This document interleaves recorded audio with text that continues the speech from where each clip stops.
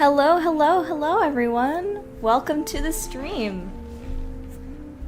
How is everyone doing today?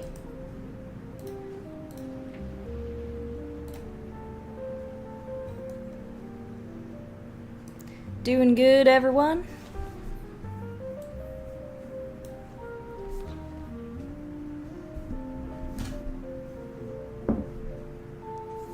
Today we have 3 days left for the Kickstarter, and so I'm a little bit freaking out. But let's use this stream to chill a bit.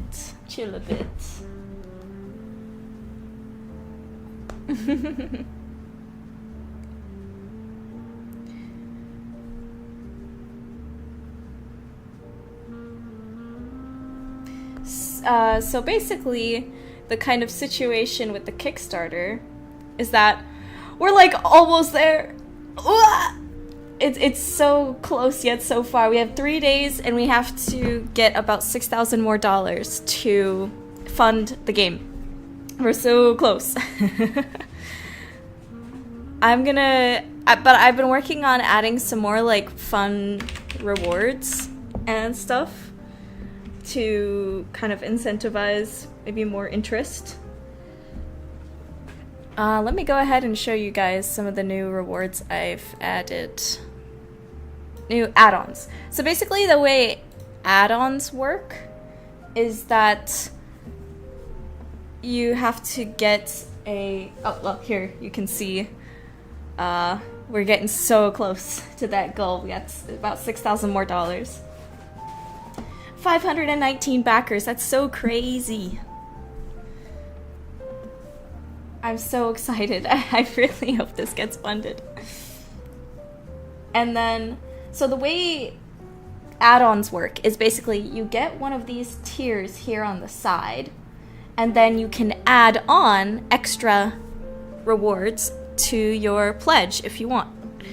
And a lot of the add-ons I added are physical things that need to be shipped to you. So if you want to get one of those, you have to get the one that says physical add-ons.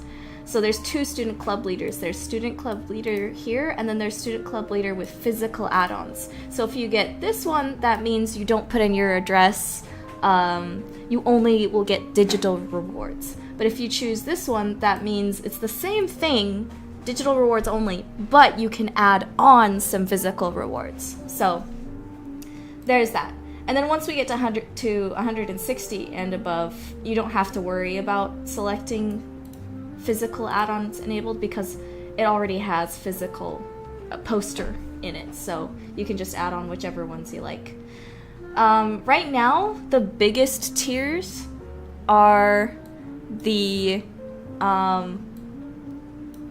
King of Corvette tier, which is like a big tier. It's $5,000 because it's basically meant for people that like really want to heavily invest in the game, and I believe you can it will also like credit you specially in the credits as well, and you get to help design a creature that will appear in the game, and that basically means that you'll get to like help us design a fantasy creature that will potentially be like fully modeled, fully animated, maybe even wandering around the school. Maybe you can interact with it. Or if you want, it could be like a giant skeleton that's in the science classroom, or a taxidermied animal, or something fun like that. But yeah, one of the reasons is it's a lot of money is, again, it's basically meant for people that really want to invest in the project. Or also it's because modeling and animating and rigging a creature takes a lot of work, and that's kind of the cost it might take anyway. And then for Fiefdom Baron, this one's really fun. You get to like help design an outfit that will appear on Judith in the game. Like you can select it as a skin, as a costume. So you get to help design kind of whatever fun little outfit you want. Obviously there are some rules involved, like it has to be appropriate, it has to be like something that could conceivably like work in the world of the game, probably. Again, it would be you'd probably work with us, and if you have any questions about what would be appropriate, you can ask us before you pledge, and we'll let you know. This one is also fun. The local lord is a $700 tier, and you get to design like a family crest that will appear in the game. Maybe it's of a royal family or of some kind of really like a baron family or a knight family, and it will appear in the game, maybe on a flag, on a tapestry, in a book. Maybe you can even kind of invent a little story for that family. All that good stuff. And then Judith might read the little story in the book, that kind of thing. Anyway, those are some of the bigger tiers. We also got the Headmaster tier, which has the acrylic standee of the Bard, acrylic standee of Judith Hovern, that stuff. But let me go ahead and show you the new add-ons we've put in that you can add on to any of these pledges. First off, oh yeah, you could totally request to have a Nancy Drew inspired outfit for Judith. That would be super fun. I would love to work on that. First off, we've added 3D printed figures add-ons. Because this is an example of 3D printing I've done before with my personal 3D printer. I use a resin printer, so it comes out really nice and smooth and really fun. This is a creature I made for my game Mariposa, and I experimented with 3D printing doing this. So, one of the options you can get as an add-on, I think it's $40, is you can get a 3-inch tall unpainted Judith Hovern 3D printed resin figure. So I'll be using my own 3D printer to make them, and yeah. You can get that as a special add-on. And this one is like really special. I think I put it at 250. I think 250 bucks, because this is going to take a lot of time for me to make. This would be a 5-inch cave hound statue, and I'll be hand painting it myself. So obviously it's not going to look exactly as detailed as this picture, because this is the actual in-game model that I did with digital texturing, but it will look pretty similar to this, where it's a 5-inch 3D printed, and I'll be hand painting it myself, and it'll be autographed on the bottom. And I'm only going to be making 5 of them right now, so get them while you can. This will really, really help support the project. Yeah, that is the hound from the demo.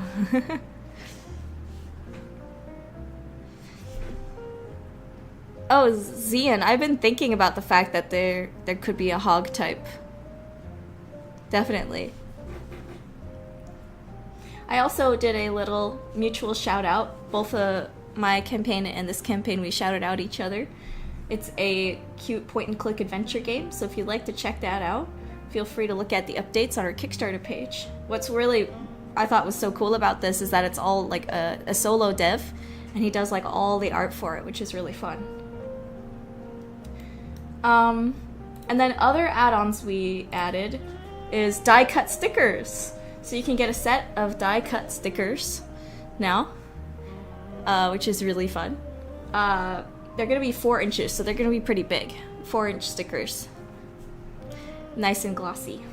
So you can put them on your iPad, your computer. I think they could work on a car too. I'd have to double check that. I also added some new acrylic standees. They're a little expensive to make, so I had to put them at like $35, because again, the website I use, they're a bit expensive to make, so they're gonna be a little expensive, about 35 bucks. So this one is Gina, and this one is Lydia and Marisol. So you can add these on, any one of them, to your pledge, and you could also get the bundle of all of the acrylic standees together. Die cut stickers basically means that they're like custom cut all the way around. So it's not just like a circle shaped sticker, it's like cut to the shape of the character. That's what it means. And then this one is really fun. So you might have seen on my YouTube community postings that I have I worked with my mom to design this little booklet called The Drakenspirian Child's Guide to Basic Resinetic Ability, and it's like an in-universe book that helps teach kids about their abilities, their resinetic horns, and things like that. So It's gonna be like a full little booklet, probably like a stapled full color kind of pamphlet type thing, and you can buy that as an add-on as well.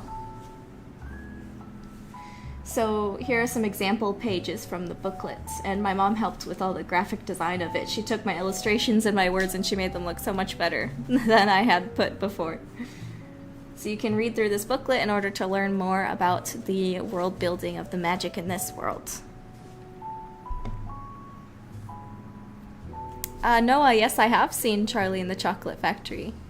I'm not planning on making a game inspired by it.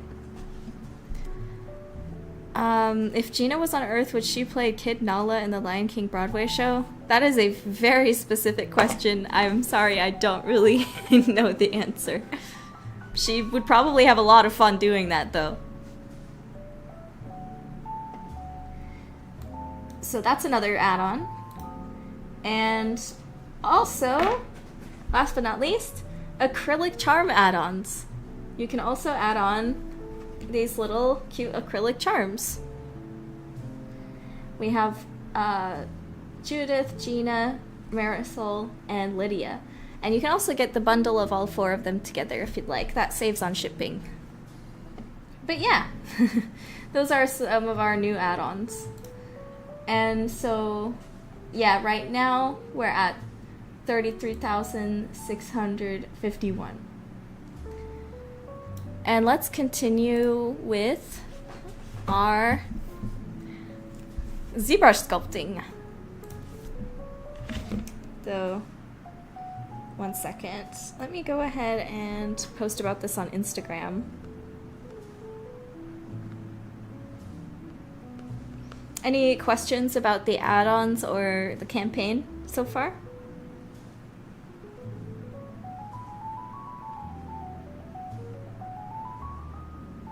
Also, can you guys hear the music all right?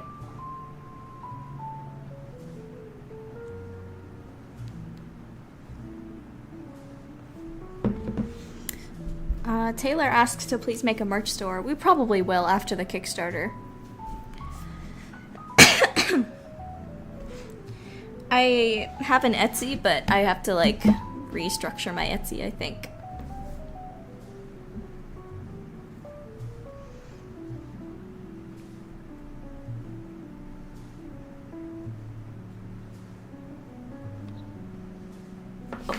It's showing me other people's art. Also, is my microphone peaking? Is my voice too loud? Let me know.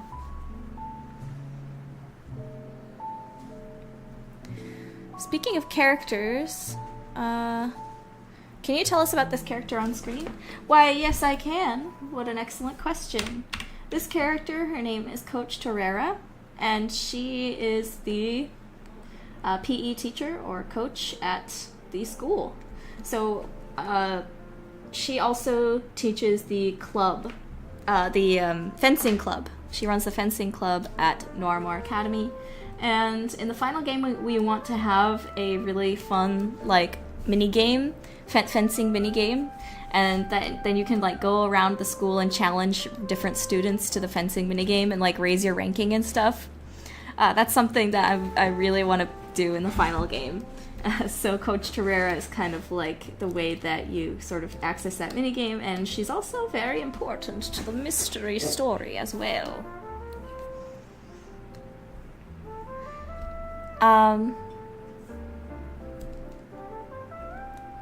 Yeah. So I think next I'm going to try working on the pants a little bit more. Maybe her legs. Let me think. We're at kind of that stage where it's a little bit difficult to figure out exactly. So if you notice, her hands are like super unfinished, and that's because I already have a pair of hands that I've made for my characters, and I can just copy and paste those hands that I made instead of like remaking new hands every time. So that I just take those hands that I made and then I kind of alter them and adjust them depending on which character. Oh, the fencing minigame wouldn't be necessarily like a fighting game. It would be kind of like a... Well, it's gonna I have ideas for how I want it to go, but it's gonna depend on budget and what we're able to figure out. It might be closer to a QuickTime event type thing, but I want it to be a little more complex than just a QuickTime event, so we'll see.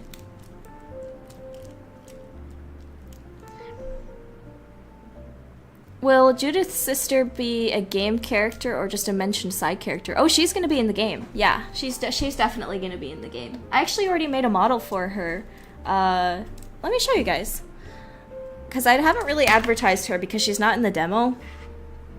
But Judith's sister, Deirdre, is definitely important to the story. But the thing with Deirdre is that she... Hold on. One second. The suggested models are weird. Ah, here we go. I'll just open it in ArtStation. Sometimes Sketchfab puts like suggested or recommended models on the side of the screen, and some of them are not great.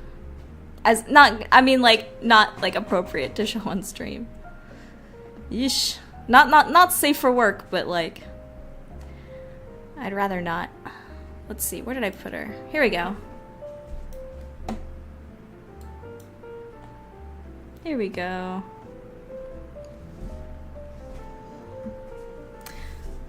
Here is the model of her sister. So her sister is actually too young to be in the school. The reason why she's at this school is because she is an advanced student, specifically in music. So she comes for the music lessons from Miss Keene. So yeah, she's actually a advanced student, at least in music. And then, at least the way I have it planned out, I think, is that she also tutors at home. I think she only really comes to the school for the music classes and other extracurriculars, but yeah. Still writing on that, but that's the idea right now. This Piccolo took so much time to model. I was trying to make it as accurate as I could to a real Piccolo. And then I had to like paint it all too. It was difficult, but I'm glad I did it. But yeah, her favorite instrument is the piccolo. And I thought I'd give her cute little round glasses. Her hair design is actually inspired by a kid that I babysat. Her mom like put her hair into these like little side ponytails here with this little down part here. I just thought it was super cute. I was like, oh, I've got to make a character that has that hairstyle. It's so cute. Anyway, I'm excited for you guys to meet her in game.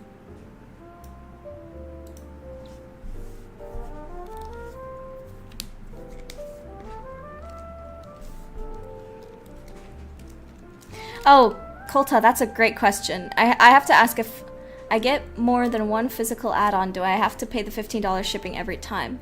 Unfortunately, yes. The only way to get around that is if you get like a bundle. Yeah, unfortunately, I don't know a way to get around that unless you specifically select one of the bundles. It's weird. Kickstarter doesn't seem to have a way to really get around that unless, like I said, do the bundles, but the bundles, maybe you don't want to get all 4 of them, so it's a little difficult. Sorry. Are there more teachers you still have to model after the coach? Ah, yes, definitely. There are still there's still a few other characters that haven't been modeled yet that will be very important to the story. But I just have not had the time to model them just yet. I think I made a update post about this. Let me find that real quick.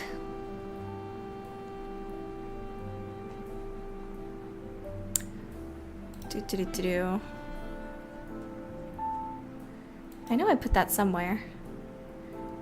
Add-ons are now available. Where did I put those?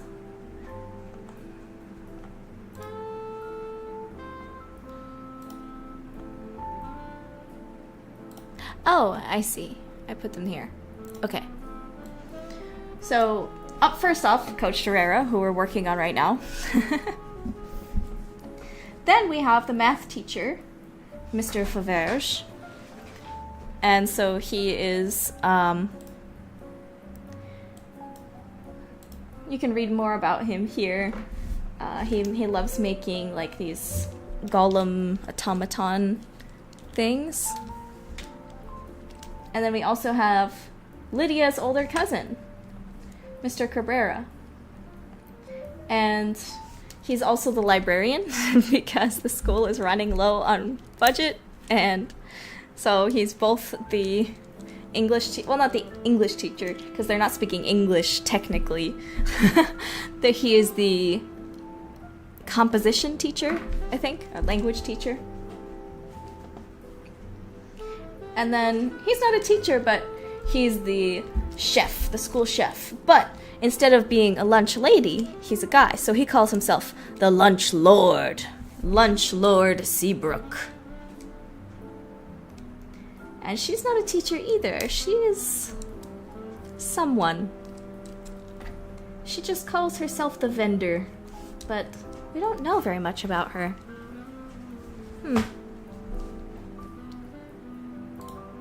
Alright, back to our sculpt. So I think I'll go ahead and start working.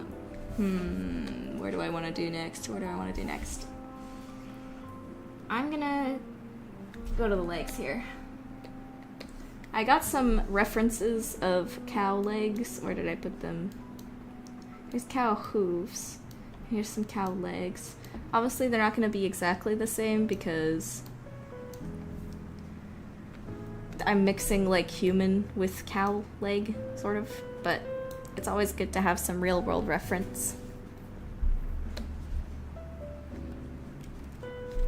Is there any of the current, Hikiko asks, are there any of the current characters with no 3D model that you're really excited to sculpt? Oh, the vendor. Well, first off, Coach Terrera. That's the reason I'm modeling her right now, because I've been really excited to model her. And then second would probably be the vendor. And then third, maybe Mr. Faverge, the math teacher. I'm excited to sculpt him too. But for now, let's work some more on these legs. So first off, I need to add some more geometry to this. So I'm going to Dynamesh. And maybe that's a little too much for now. Let's crank it down to 80. Okay, that should be good.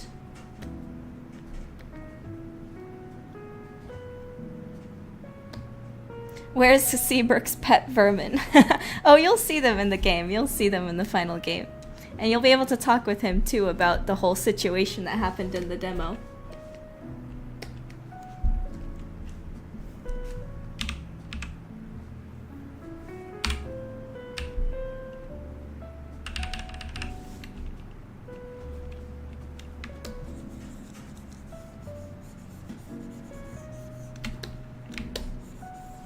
And by the way, if you are interested in donating to the Kickstarter, the link is right there in the description. And if you do donate during the stream, you can let me know in the chat as well. And we'll do a little dance. So one thing that's going to be different about these cow hooves is that they have these two like bumps in the back. Unlike the unicorn characters, so the cow characters will have slightly different hooves. Not only are they split hooves, but they also have these like back things. I'm sorry, I don't know the actual name of those. Hawks? I don't know.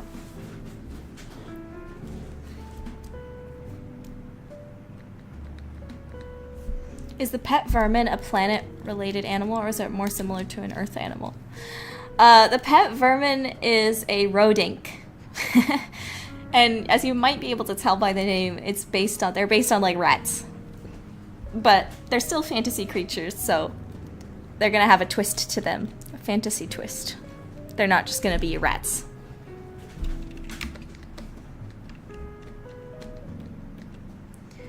Let's see, how am I gonna do this? Because one of the parts that's tough about this is also like stylizing it.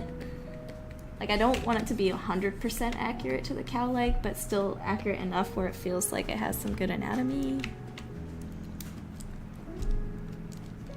Oh, thank you so much, Kulta. Thank you so much. I hope you enjoy those charms. I had so much fun ordering them. And when they were finally shipped over to me, I was like, oh, these are so cute. Thank you so much for your pledge. I'm gonna do a little dance, but you can't see it. Sorry. Oh, we'll have her do a little dance. Ready? Thank you. Actually, because she's also based on like the aesthetics of flamenco dancers, I was also planning the fact that she loves to dance a lot. She loves flamenco dancing. Now let's go ahead and make those little heels.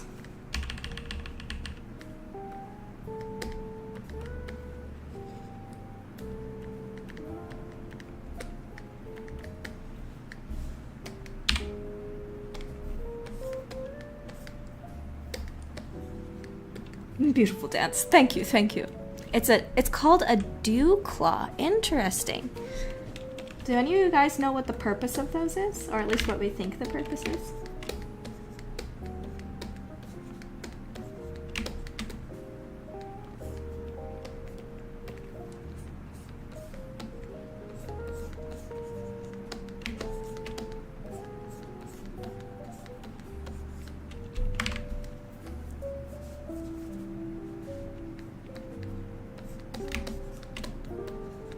Oh, that's right. Cats and dogs do have a similar thing as well. Kind of like a quote-unquote thumb.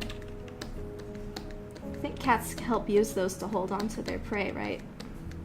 I know with my cats, I would look at those little things and they would like dig into the blankets and make it hard for them to unstick from the blanket.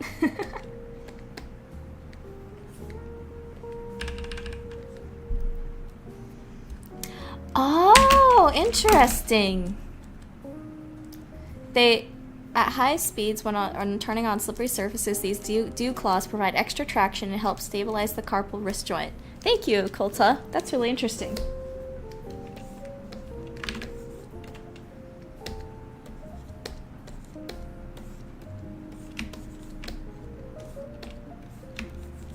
I'm trying to figure out like what else I need to do on these before I add the dew claws. Are these already looking good, or I don't know. Let me go ahead and add on the little tendon part here. It's like this part is like a big tendon coming down and helping connect the bones together. So sometimes we can add that little indent of the tendon connecting to the bone. That adds a little bit of realism.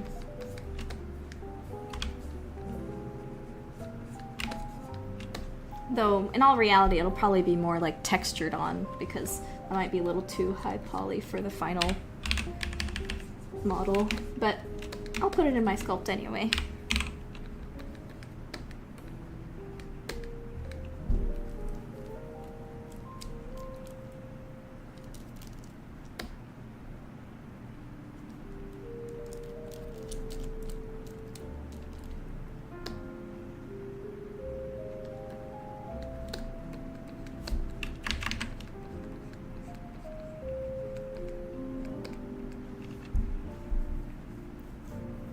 D Rhino, that's a great proposition. Thank you. But unfortunately, I might be just too busy this coming everything to be able to do interviews at the moment. But thank you for reaching out, especially with this Kickstarter ending, and then after the Kickstarter hopefully succeeds, I'll be super busy. Well, first I'll have to take a little bit of a break, and then I'll be working like full time, like getting everything prepped for going full on into production.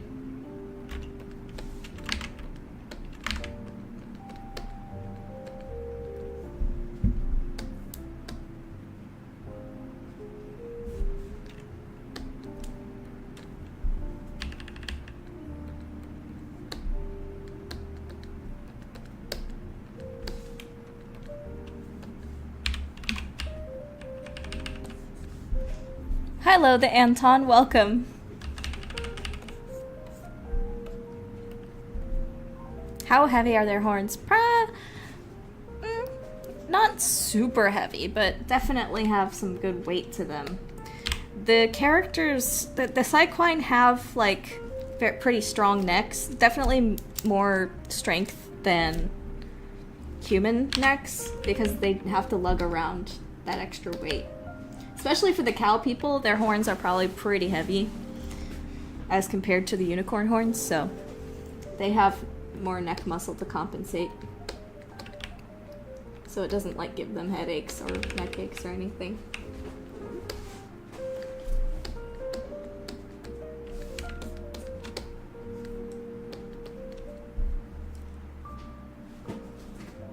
Oh, Ivana, I would love it if the game theorists played our game. I think they would really enjoy all of the lore and mystery put into it. However, it's really tough to get the attention of some of those bigger YouTube channels. Really tough. So, I've tried, reaching out to quite a few big YouTube. I had like a whole list of. I've reached out to like 300 different YouTubers, and it's tough getting those big YouTubers to be able to notice you because they get so many emails every day. So I've tried, but they might have to discover it on their own, or like get tagged in it by someone they know or something. Recommended by their fans. I don't know. It's kind of up to chance, honestly.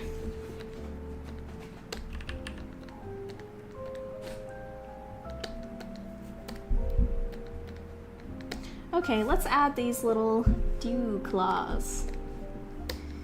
So what I'm gonna do here is I'm gonna append a sphere here, and it spawns up here, so now I'm gonna move it down.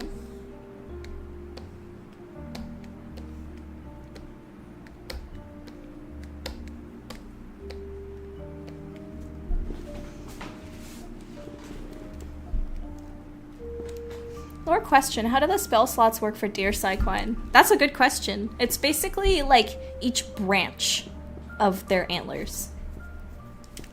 Let me show a good example here.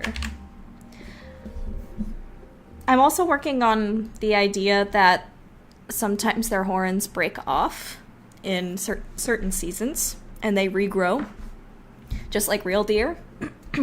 I don't know if I'm fully committed to that idea yet, but it's something I've been thinking about. Let me see, ArtStation. Let me show you an example when it comes to...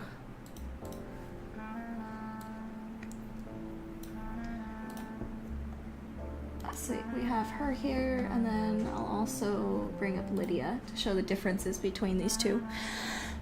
So, with Miss Nunatak, for example, she's a reindeer because she is inspired, like the tribe that she comes from is inspired by the Inuit people, and so her horns are inspired by reindeer horns. I might change them a bit to look more reindeer-y because reindeer horns are a bit different than like white-tailed deer. So in the final game, I might readjust her antlers to look more like reindeer. But in any case, for the deer, the way their spell slots work is each like branch of this horn is one spell slot. And they only use one per spell. But for some of the more bulky or strong type of races, like the goat Psyquine, they use 2 per spell, so their spells are stronger. This is going to be explained more in the game, but each race kind of has their sort of bonuses, or it'll work kind of like D&D RPG stats. They kind of have different stats in terms of how the resonetics work and stuff. So I haven't planned out like every single thing yet, but I have ideas I'm working on, and in the final game you'll see a lot more of this fleshed out. But the goat Psyquine, they use 2 rings per spell, so she has 6 on each ring, which means she has 6 spell slots. Well, Miss Nunatalk, she has 8 branches on all her horns, and she only uses 1, so she has 8 spell slots. Well, she has more because she also got the rings here. So she has 8, 9, 10, 11, 12. She has 12. And when you read the little book I have about more information on this, it'll tell you more about the rings and how they're gotten, what they mean, all that good stuff. But yeah, that's the idea. They're stronger spells, but they're also slower to recharge, that kind of stuff. Maybe, like, less control over them, you know? The unicorn have, like, very fine control and are fairly balanced. That kind of stuff. Anyway. I mean, maybe the deer are, like, really fast. I'll get more details into that at some point. Do they ever use their horns as melee weapons? Oh, definitely. Oh, definitely. It might be considered a little crude or a little old school, depending on the culture, but definitely. And with the cows and goats, they probably ram into each other for fun all the time. Lydia headbutts people she doesn't like. She also really likes to climb things. Just like goats. She likes to... Sometimes you'll find her in, like, random high spots around the school that she's just climbed up. She's not even, like, used her resonetics. She just climbed up there with her hooves.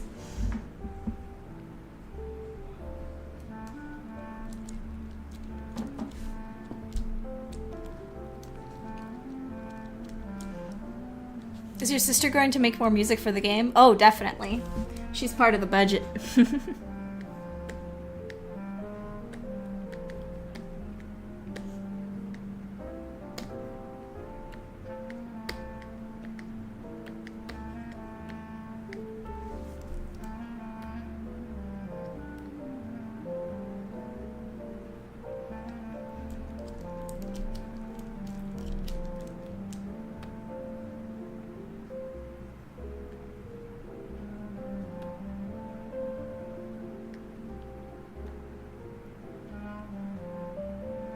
Yeah, she can climb walls like mountain goats. Alright, now let's do the... Oh, oops. 1 second. Color, fill object.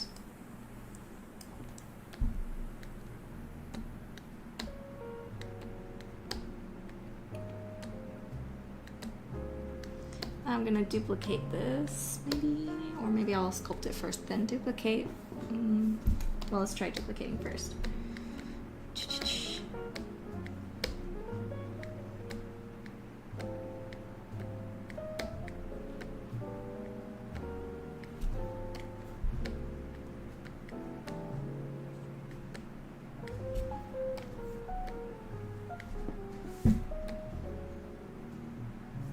Alright, let me merge these together. And then...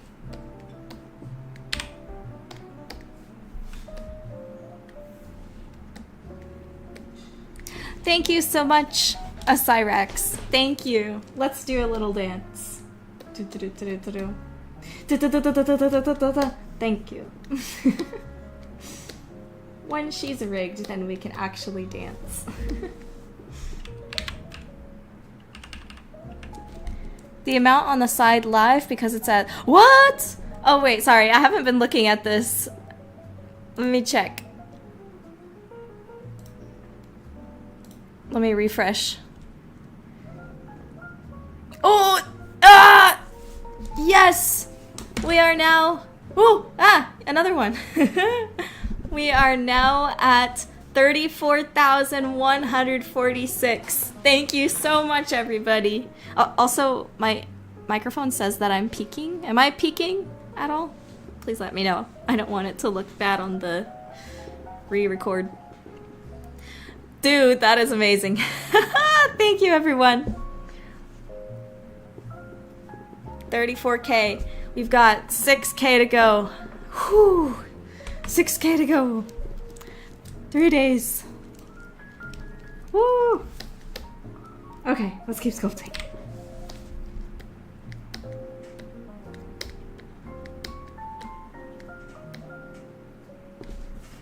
You're not peeking? Oh, thank goodness. For some reason on my OBS, it's saying my microphone is peaking, but I'm not even that close to it, so it shouldn't be.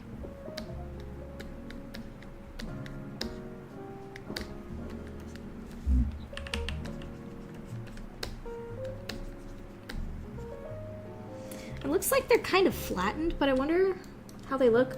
Okay, so maybe they're more of a diamond shape? They kind of get flattened. Again, this is stylistic, so I might have I might just do whatever looks cooler. And to me, I think the diamond shape kind of looks cooler, especially because she's already kind of very a sharp character, I guess. I don't know. I'll just keep playing around with these, figure out what looks best. She's hot. Well, thank you. I wanted her to look cool and hot, I guess.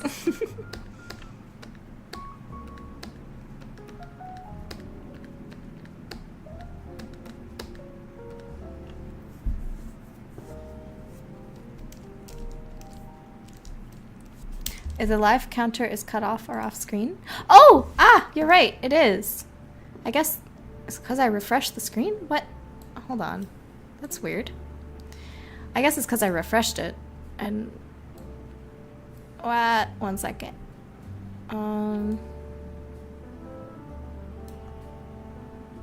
Okay, there we go. All fixed. Sorry about... Whoa! Hold on! We just got another update. It was at like 34,100. Now it's at 34,466. Hot diggity darn. Sweet. We're so close to 35,000 already. That's crazy. Thank you, everybody.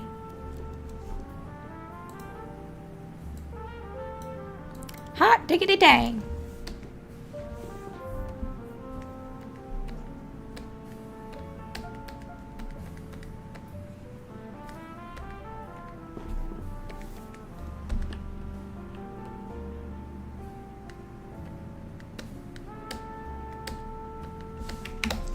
I barely have been able to concentrate on actually sculpting, but that's fine. I love answering these questions.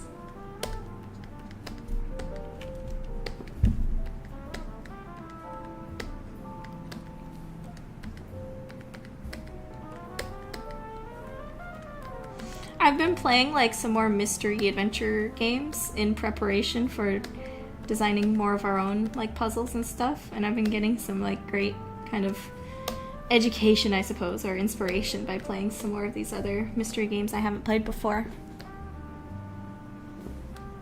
I just finished playing this game called Jenny LeClue Detective-Vu recently, and I thought that was pretty cute. Unfortunately, the ending is kind of a cliffhanger, and they haven't made the second episode yet. It's been quite a few years, so I hope they make the next episode soon, because I want to know what happens. That game was also kickstarted, by the way. I think it's on Switch, too. Jenny LeClue. I really liked the art style of it. I would say my biggest critique of it, though, is not only that the ending is a bit of a cliffhanger, but also,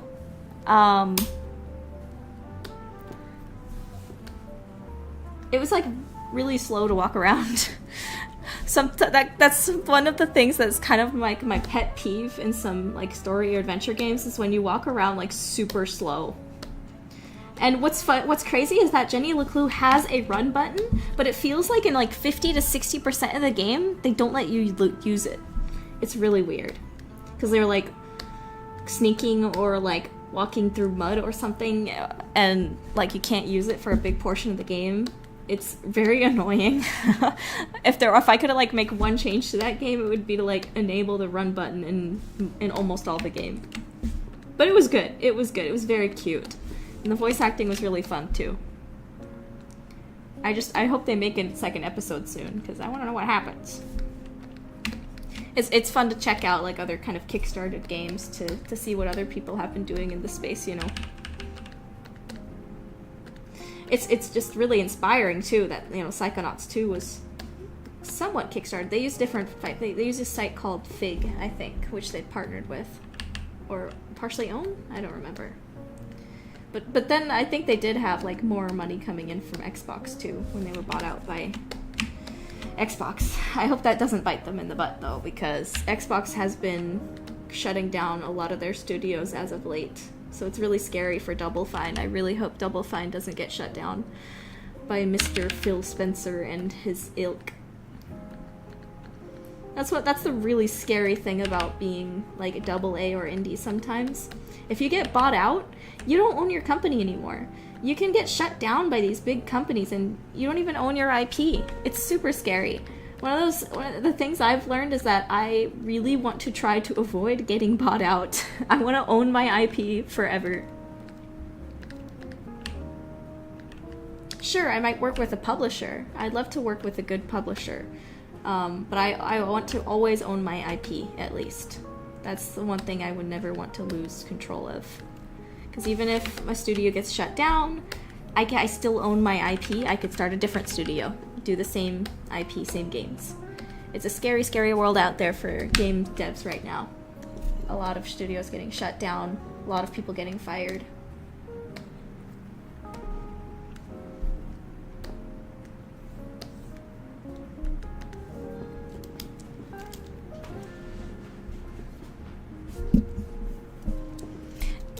Lovey Best says, geez, we just got over 500 too. Awesome, that's great. Lovey Best says, Gab Smolders would really love your game. She has so many Nancy Drew streams on her channel. Sadly, she has so many games in her backlog she has to use a wheel. Yeah, I actually have reached out to her, but again, she's one of those big YouTubers that has a lot to work on and a lot of people trying to contact her at once, you know. But I think she would be absolutely perfect for playing our game. Because, like, whenever I look up Nancy Drew games and who's playing them, she's the one that consistently has, like, the biggest kind of audience watching, and it looks really cool. But yeah, I agree.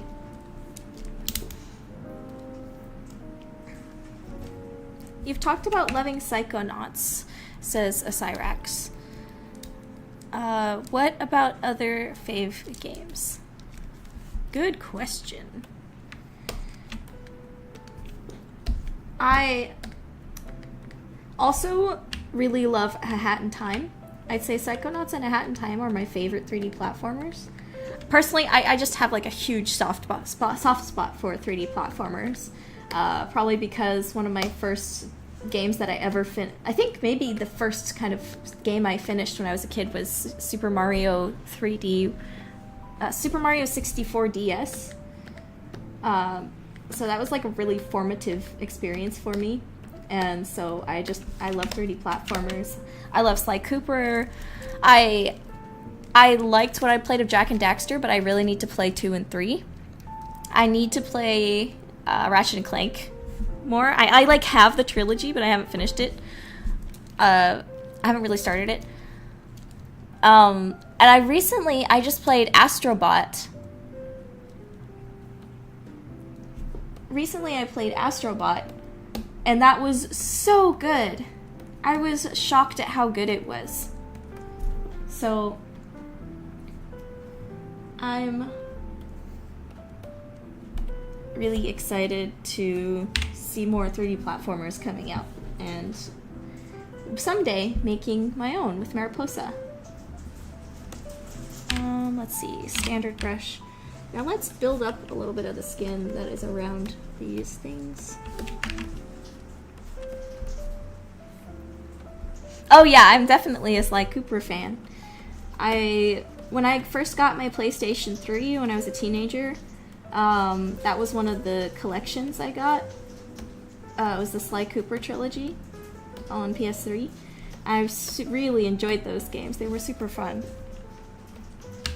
And especially I loved the fact that they had a lot of story. Well, not a lot of story, but they had enough story to them to remain engaging, while also having these really fun, like, themed levels and fun characters.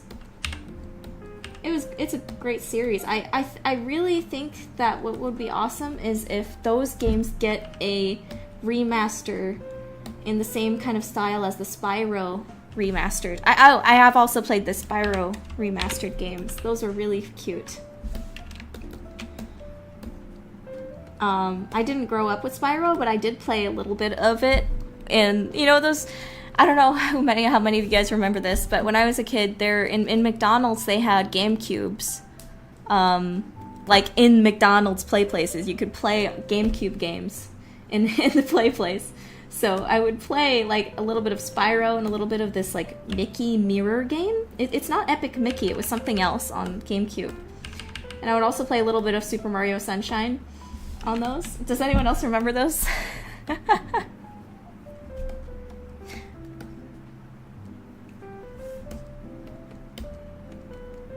Okay, let's mirror this now, because you're right, it looks a little creepy on the other side.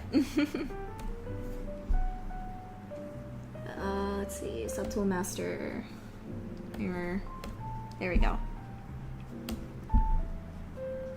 I feel like they might be a little too close together. I don't know. I might save this for later when I can put more attention to it. Let me try spreading them out a little bit.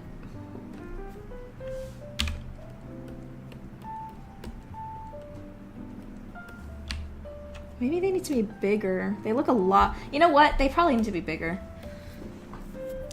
Does the school have a nurse? Oh yes, there is actually a school nurse. I don't... Hold on. Let me find her. I know I put her in my folder.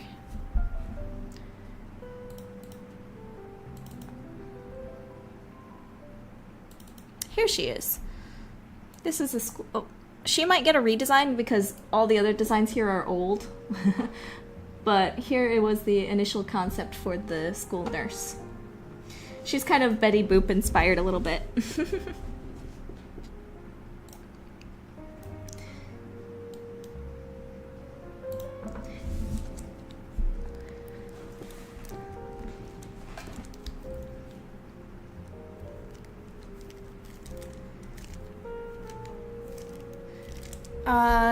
But yeah, like, I would really love it if Sly Cooper got the remaster treatment that Spyro did. I think that would be just really, really cool. And it would really suit the art style, too. I think Sly Cooper would look very good in that, like, very kind of ZBrush sculpt style that Spyro went for.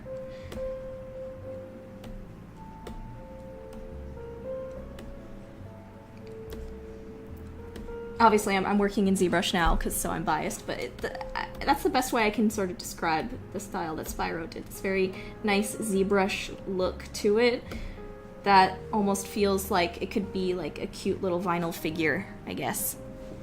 It's very chunky, cute, angular. Thank you so much, MeBook.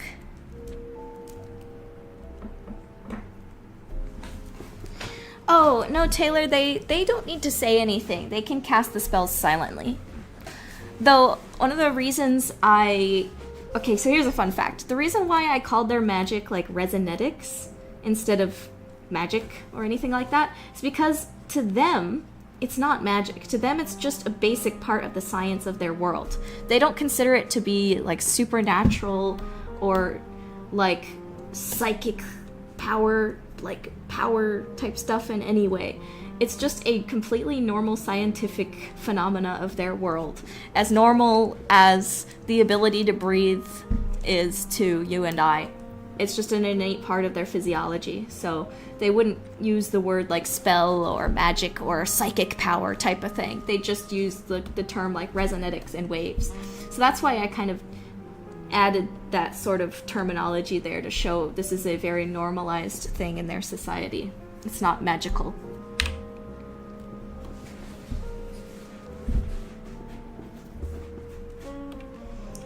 How do I move this thing again? That's right. Using my use my mask tool.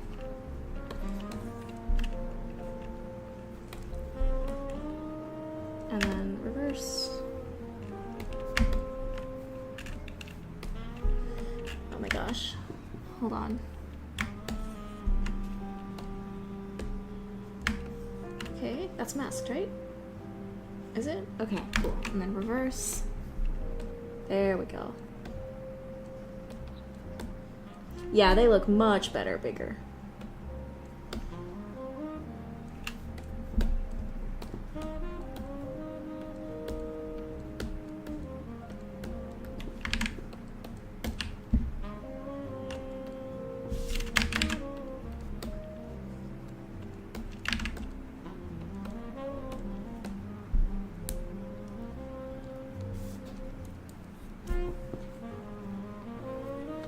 Oh, I think... Oh, Swirl asked earlier, any Mass Effect influence? Mass Effect was like another like really big influence on me when I was in high school. I played those games when I was in high school and on my PS3, and it like changed my life, man. I started to like really enjoy these more like character focused type stories. Games where one of the biggest things that I'm gonna sort of put into Mariposa that was inspired off of Mass Effect is this idea of the sort of hub area that you can return to talk with characters to get like new updates on what's happening in between each level. What Mass Effect does is like in between each mission you can go to your ship, and usually there's some kind of new dialogue option or new update with the character in your ship, so you can run around your ship, get the updates of what's happening with the different characters, like get new dialogue with them, learn more about them, get new bonds with them, even learn about their like personal mission that they need your help with. And that's something I really want to have in Mariposa when it's done, is have this kind of like potential like character-based missions or like companion quests to get you closer to characters, get your friendship meter up, as it were. And a similar thing is going to be done in Noramor Academy too, where instead of between missions, instead each day, well, I guess this is sort of more of a persona-like system. Each day of the story, there will be kind of new dialogue with the different characters, maybe new side quests where you can deepen your friendship with different specific characters, etc. I can't say for sure that it will... It's the way the days go by, though, won't be like Persona. It's not like Persona where you have to do a specific task on each day and you only have a specific amount of tasks you can do each day. Instead, it's just going to be story-based. If you progress the main story to a certain point on a day, it will change days. So you probably want to complete any side quests you can on that day before you continue the main quest, because then you might get locked out of certain side quests if you continue the main quest too long. There will certainly be some kind of like warning about that too. There'll probably be like a tutorial that says like, hey, make sure you complete this quest before you continue to the next day, or else you might miss this quest, that kind of stuff. So that's sort of the idea. It's like a mix of Mass Effect and Persona of like new character interactions with each quote-unquote mission or each day.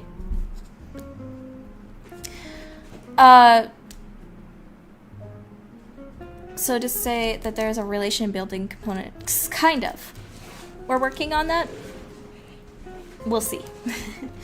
But that's the idea, is that there's like a friendship component. I will say now there's not going to be any like romance dating component to it, just friendship.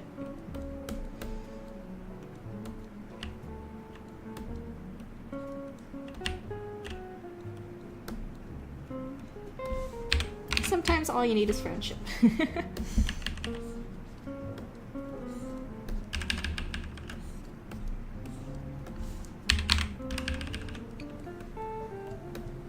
I could talk a little bit more about the main themes of the game, but that might be getting into spoiler territory, so I will shut up.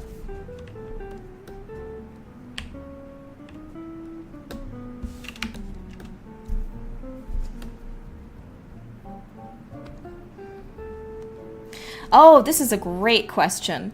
Polyblank asks, is the Noirmore demo an actual beginning of the game, or will the intro be a bit different? Well, right now, the demo is the beginning of the game, yep. Now, in the final game, some stuff might be different. We might alter some cutscenes a bit, we might change some puzzles up, but at the moment, that's the canon intro for the game, is the demo. Okay, these are starting to look alright.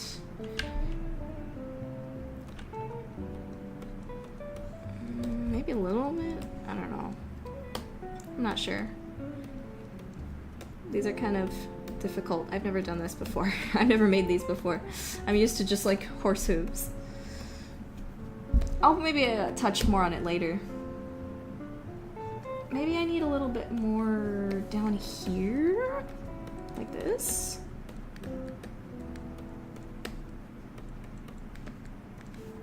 I've been working on these stupid hooves the entire stream. It's been like, what? It's been an hour.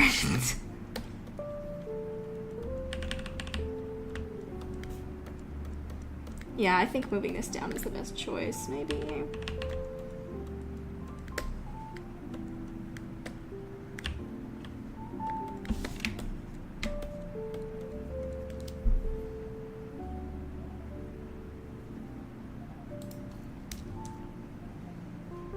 Let's refresh. All right. Oh, that's a great question.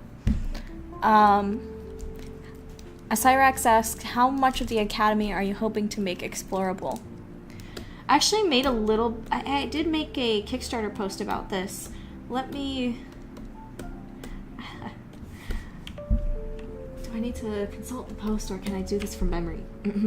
So, I believe what will be explorable is probably going to depend on how the script evolves. So far, I have the story fully planned out. I have all the main quest is all kind of planned out, but I still need to write the specifics in the script and all of that. Currently, the places that will kind of need to be explorable for like the main quest are places like, you know, the hallways, you know, the main entrance hall area of the school, Judith's dorm room, the history class, the music classroom, the science classroom, the math classroom, the resonetics classroom, the garden, and then there's like a part of the lake forest, a part of the woods outside the school you can explore. There's like a central, I said garden, but really I mean like greenhouse. And then there's a sort of square field in the center of the school. Then there's also going to be the gym. Probably, I might do the gym. The cafeteria, the library, and then a bunch of secret passageways, which I can't talk at all about. But there will definitely be secret rooms and secret passageways galore in this school. And part of the fun is finding and exploring them, and exploring the secrets.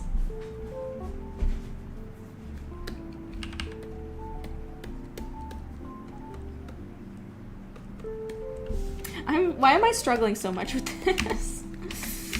I think it's sort of getting there. Maybe I'll take a break for now. First I'm gonna try to do a little bit of the lip here. Overlap. Let me do standard brush. Try doing this. Let's see how well this works out.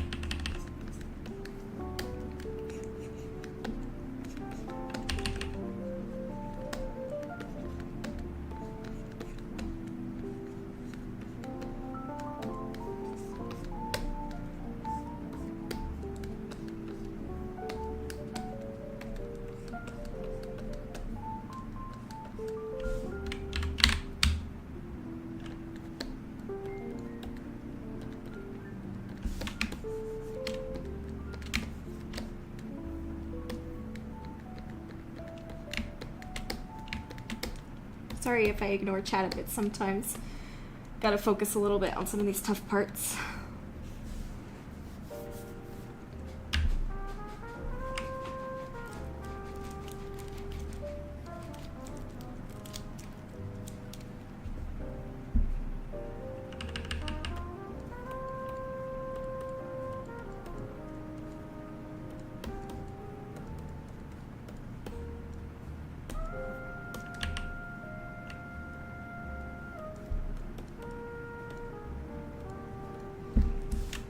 Will there be nighttime security patrols? Oh, yes, there will be.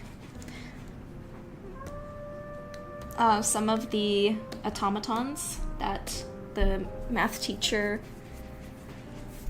is building, they help to patrol around a bit, make sure students aren't out of their dorms at night. So there'll be a little bit of that.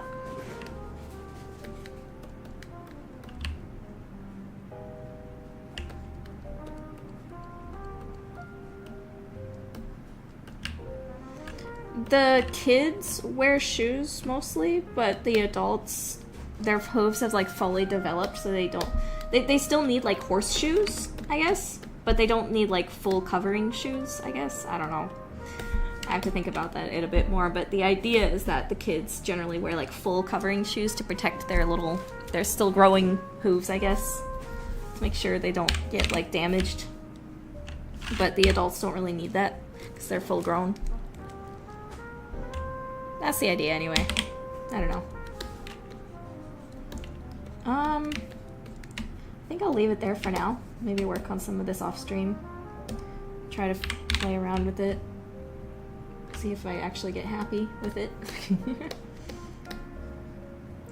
This is tough, because again, this is my first time doing cow hooves. I usually do the unicorns. Let's look at... What should we do next? Maybe the tail? The tail is just a blob right now. But also the pants need some work.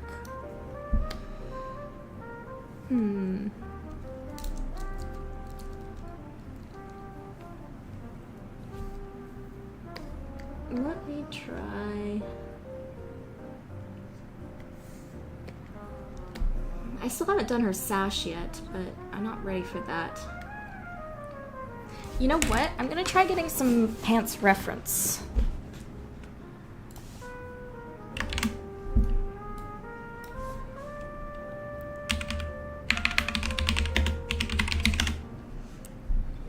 Let me try to get some good reference to do here.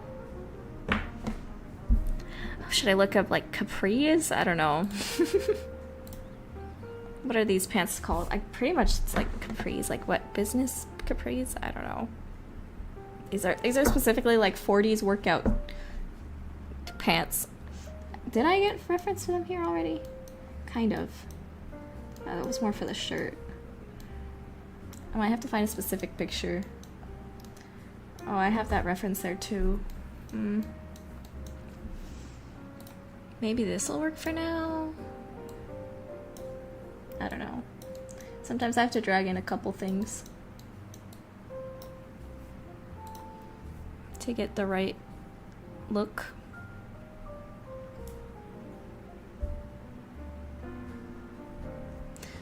But I don't think these pants are quite ready yet on my end, so I'm gonna keep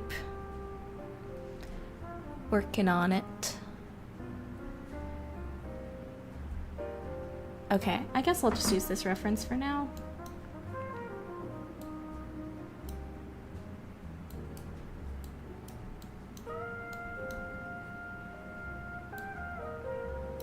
Okay, let's look at the pants.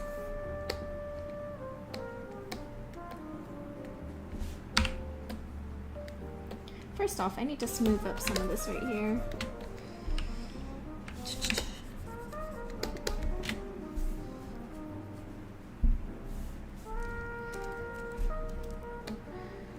I just used DuckDuckGo for this one. For searching up this one. But AI slop is taking over.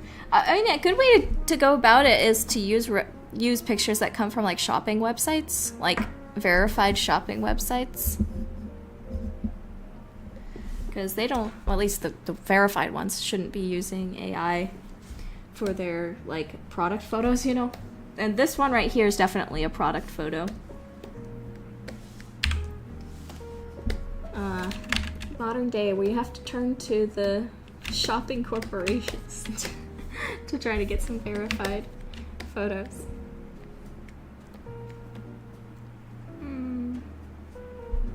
What do I need to work on the pants? Because some of this stuff is just going to be textured in. I guess what I want to figure out is if the actual shape is looking good.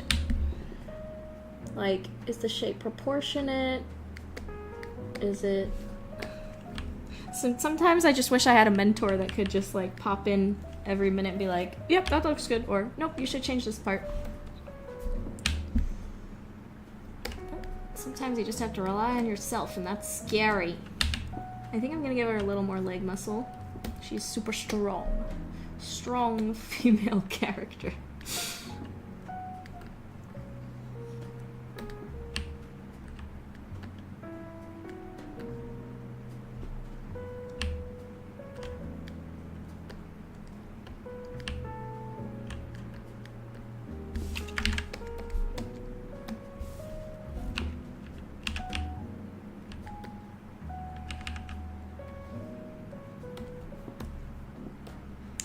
The gray being so close to the color of the background might have been a mistake. Oh, good question. Ivana asks, is that sash on her pants means something or part of her persona? The way I currently am thinking about it is that it's a piece of, it's like a sash from her homeland. And she brought it with her to take with her to remind her of her father and her family. Her dad was the person that taught her all about fighting monsters and learning how to become a better fighter. So her father was like a big influence in her life and taught her everything she knows. She comes from kind of a long line of monster hunter family.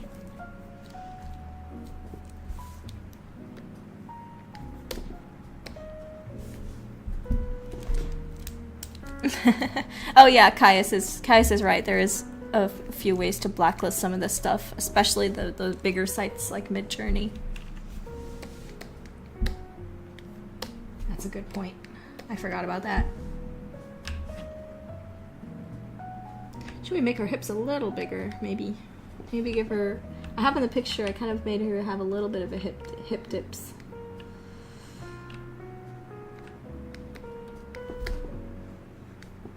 I don't know.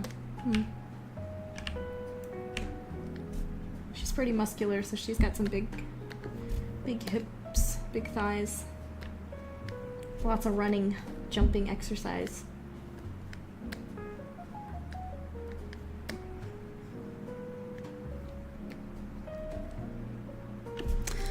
Hold on, I need to find another reference real quick. I'm literally just looking up hip dips to try to make accurate hip dips. Okay, there we go, I got the reference.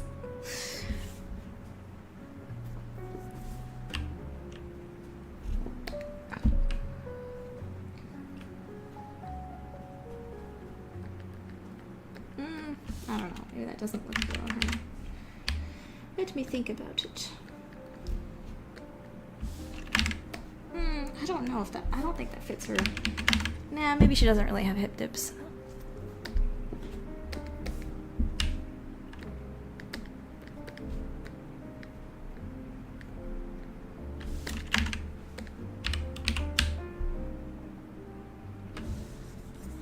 Wow, that did not work. No, that did not work.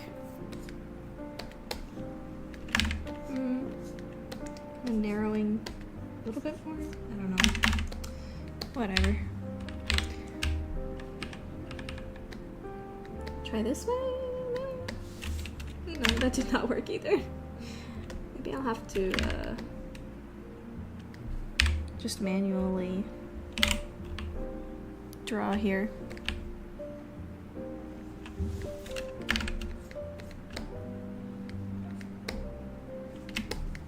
Maybe they will someday. I'm not really the biggest fan of Funko Pops myself, but I think something Caius and I have joked about is that we'll know we have really made it if any of our characters get made into Nendroids. Because Nendroids are cool.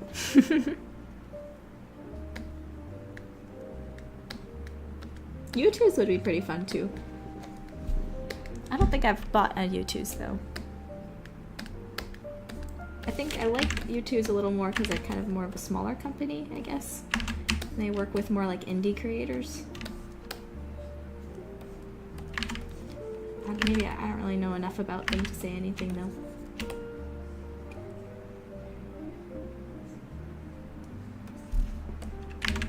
For now, we're not quite big enough to get figures.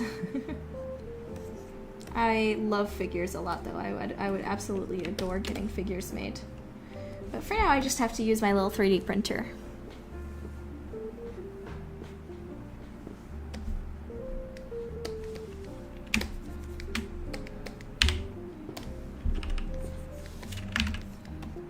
Okay, I might have to stop on the legs for now too, because now I'm still like, man, are these?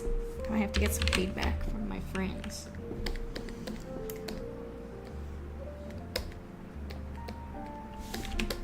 Obviously there's going to be more details here, like the seam lines on the side and the seam lines here, but we can't put those in yet. We don't really need to put those in because those will be done by texturing. Those will be hand painted in.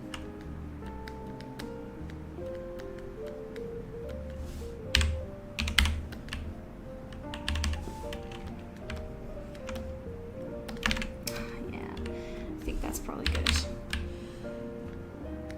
And maybe a little bit more bump on the hips. I don't know. Hip bone.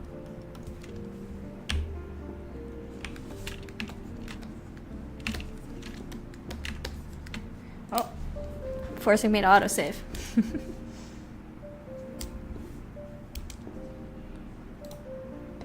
All right, I'm gonna do a refresh on here. Alright, let's see. Okay, now I'm going to move up to the belt part of the pants, or the kind of top part here. Polly Blank says, I need a Gina plushie. Yeah, that would be super cute.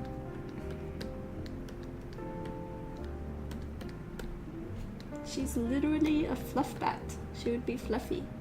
Well, she's not literally a fluff bat, but you know what I mean.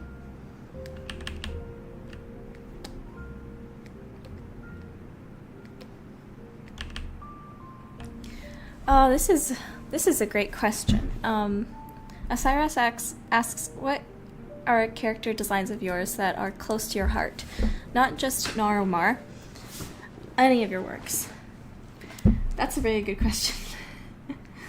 It's hard for me to say because I love all of my characters a lot, but I kind of have already answered about some of my favorite characters in Noirmore, so I'll say outside of Noirmore, some characters that do mean a lot to me are my Dragon Queen characters.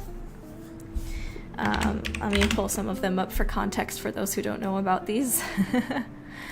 When I was in high school, I wrote this book called Dragon Queen, and I made a lot of, it was like very formative for me. It was my first time like writing an entire book, and I did like narrations of some of the chapters on YouTube, and it ended up like actually growing a bit of a fan base, and it was really exciting to see how many people were excited about it.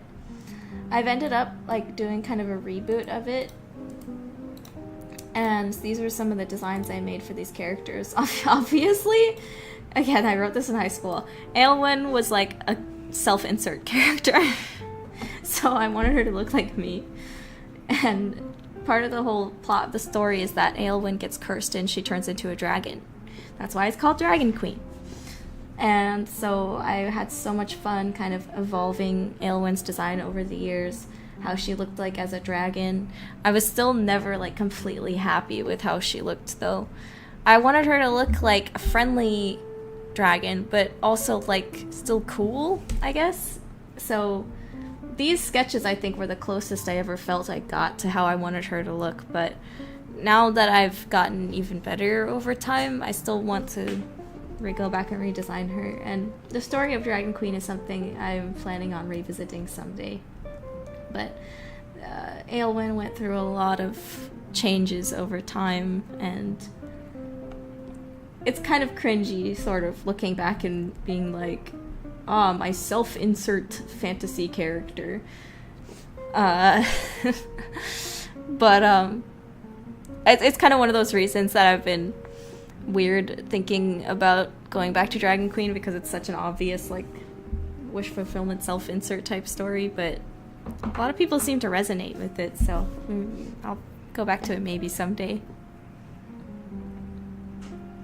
But there was definitely a lot of evolution with how her design evolved over time. The pictures there that I just showed you were the relatively recent stuff when I was like in college. But her original designs were like really, really old school. Let me see if I can pull those up. Oh yeah, this when I used to be on like DeviantArt, that's when I would post some of these characters, and you can see some of their like old designs. Like, this was like one of her first iterations of how she looked in my little sketchbook. And then that you can see how much she changed over time. And then I made these like illustrations for each of the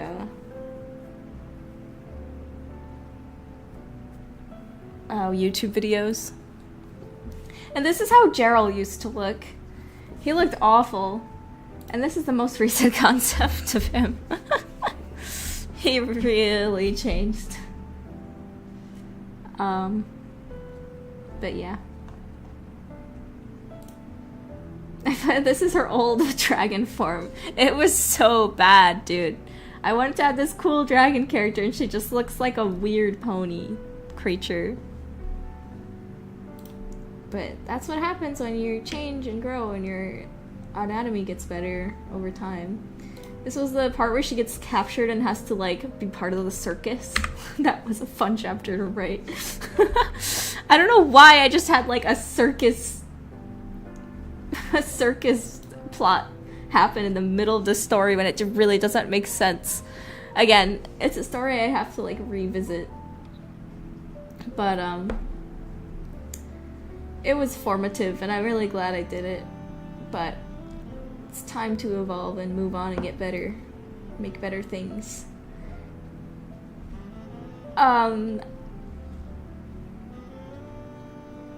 What was one other thing? One other thing was also...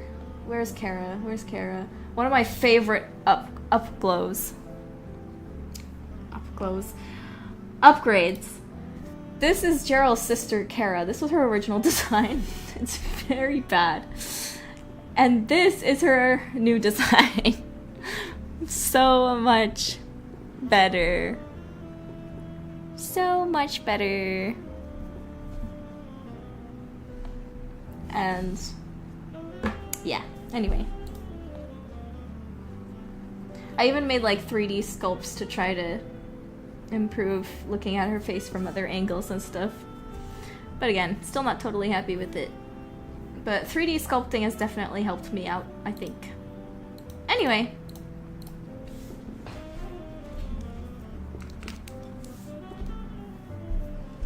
Let's see.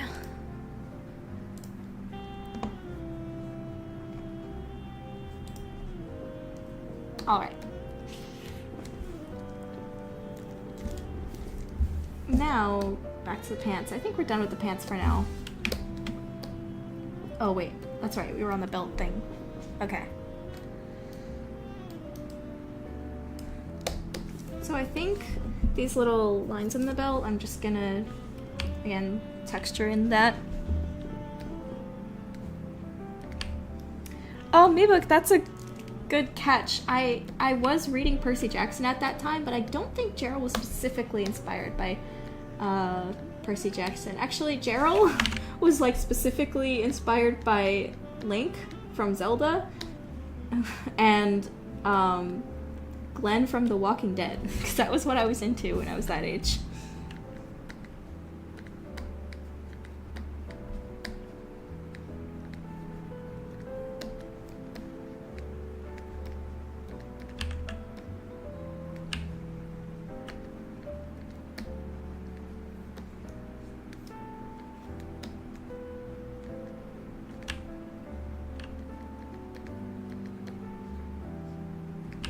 Okay. Now let me add a little bit more here.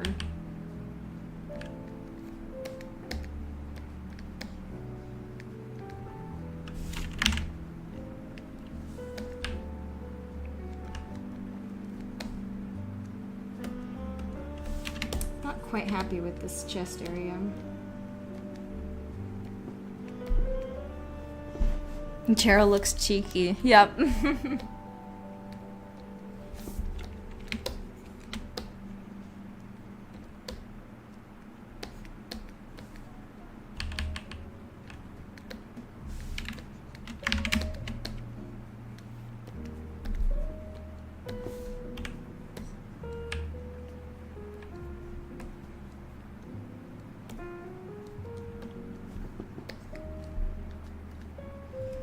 I think I really need to go back to her neck too.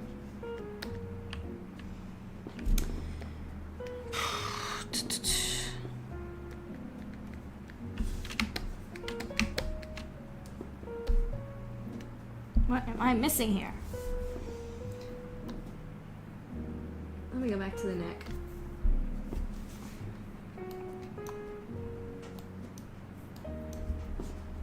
Hold on, let me also look at my other anatomy references here.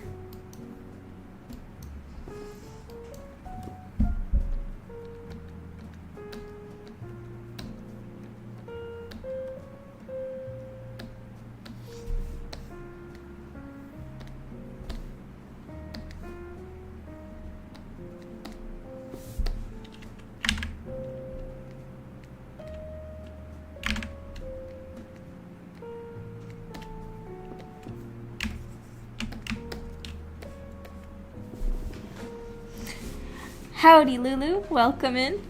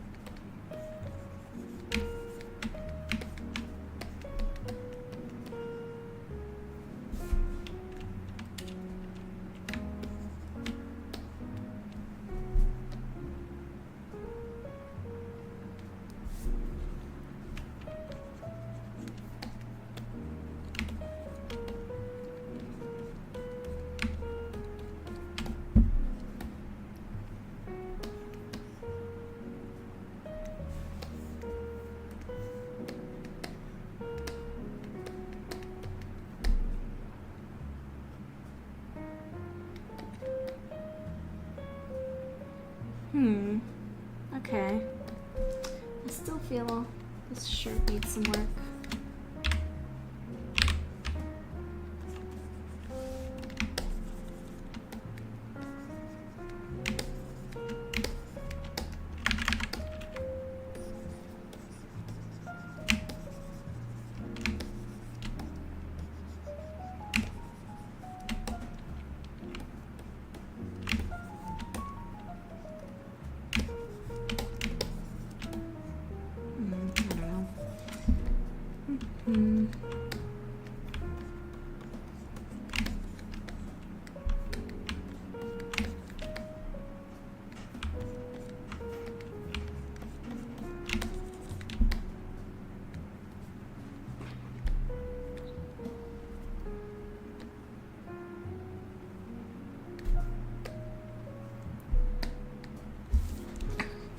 Oh, the reason why her eyes look like that is because they're temporary. Basically, that's just a temporary paint job on her eyes with like an airbrush in order to help me just visualize her with the pupils. These are just like really temporary airbrush eyes. The actual eyes will be just textured on in the final model.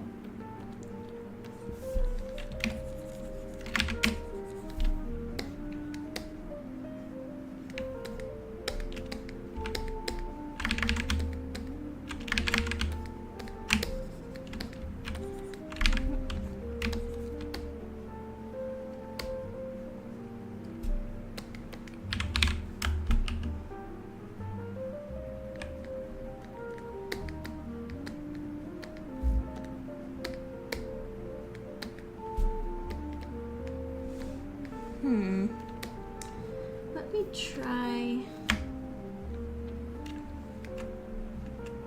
Let me try something here.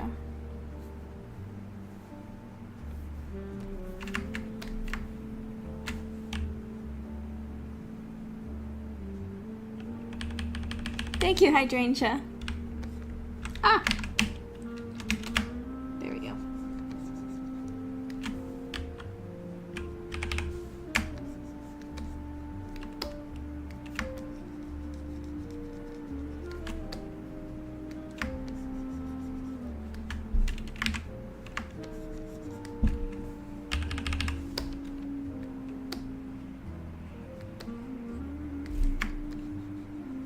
I'm gonna mask out this section here.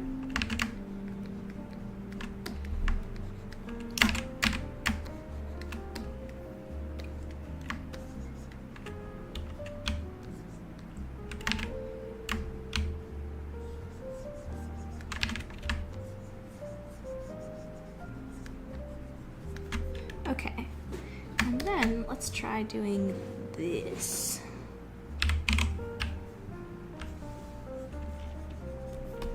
To get a more defined edge, I guess. Ah, careful.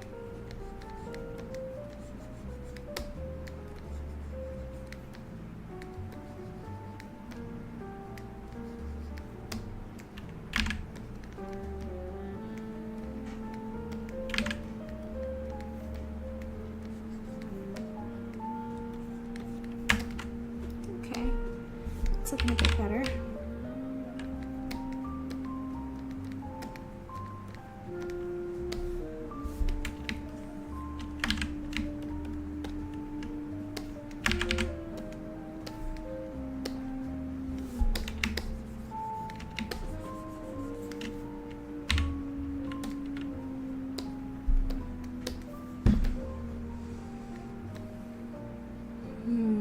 Let's see.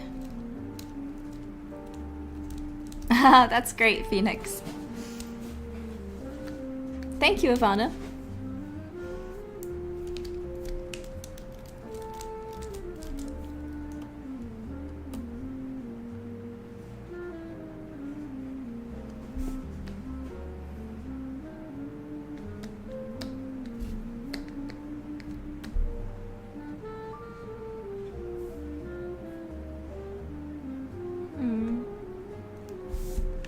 Oh, let me save here. I better save. Saving. Now I'm definitely gonna look at that tail. Where did I put it?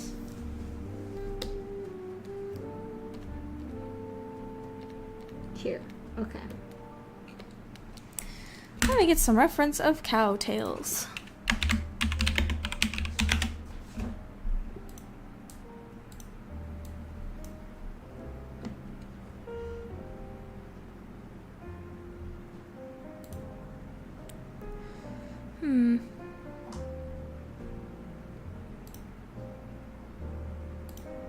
I didn't know the fur on them could get this long.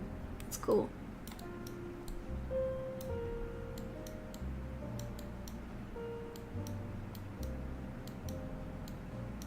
There's kind of like a line here too. Interesting.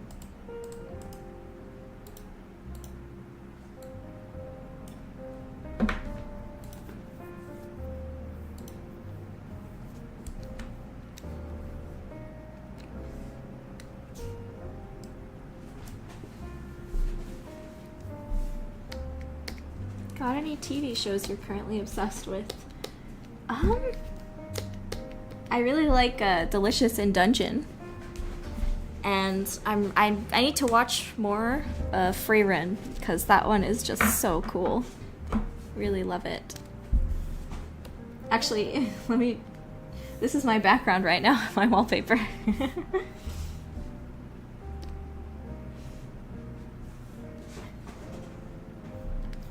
Hold on. There we go.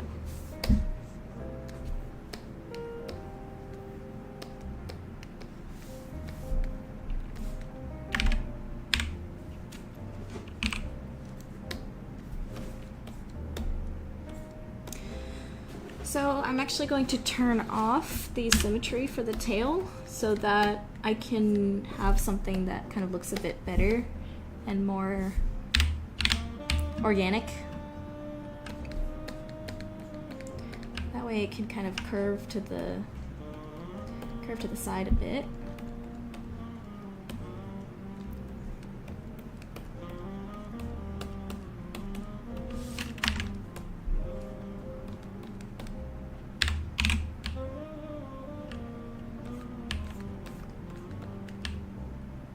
Also, I watched Murder Drones recently.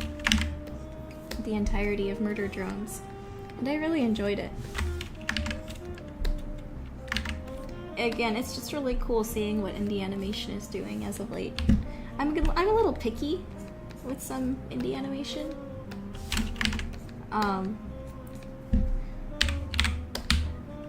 But I really, even though I have a few gripes with it, I really enjoyed Murder Drones. More than I thought I would.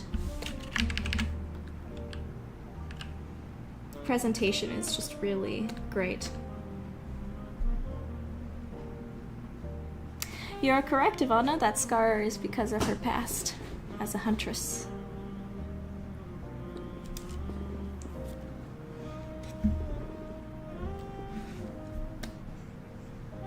Let's see, what kind of shape should we go for here?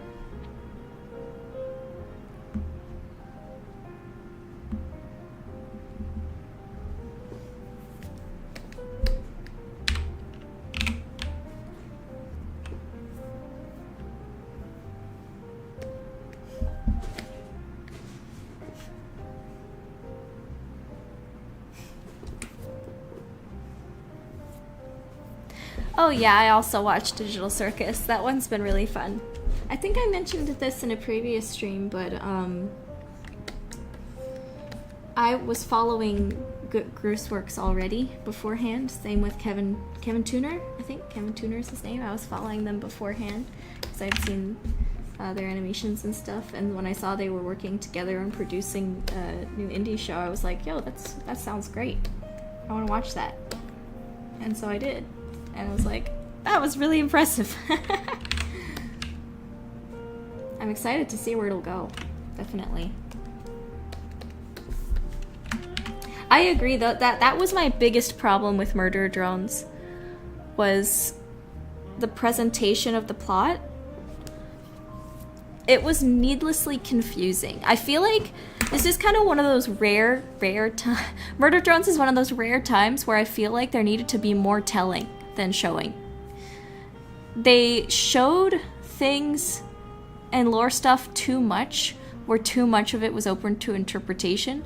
I feel like they did actually need to have some text explanation of some of this stuff, or dialogue explanation of some of what was going on. Because Murder Drones, like, you don't really get it until you kind of like get exactly what happened, unless you watch like a explained video where they break everything down. Like, you kind of get the main story, but you don't really understand some of the lore stuff unless you like break it down. I feel like if that was my main issue with it, but beyond that I really enjoyed it.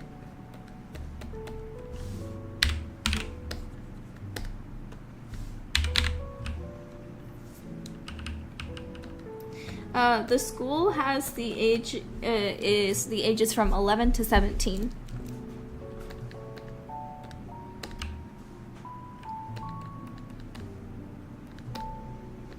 I don't play horror games. I mean, I do, but only like Resident Evil games. And Until Dawn. I'm not really a horror game player, I'm a horror game watcher. I watch people play them.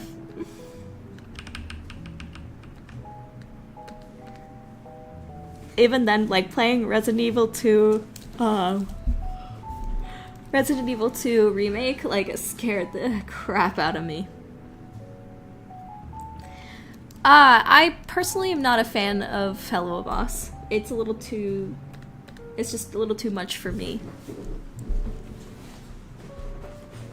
I'm not really a fan of like super explicit humor, personally.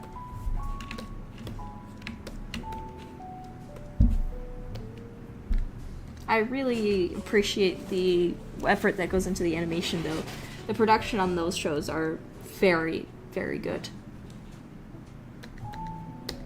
But it's not my personal cup of tea.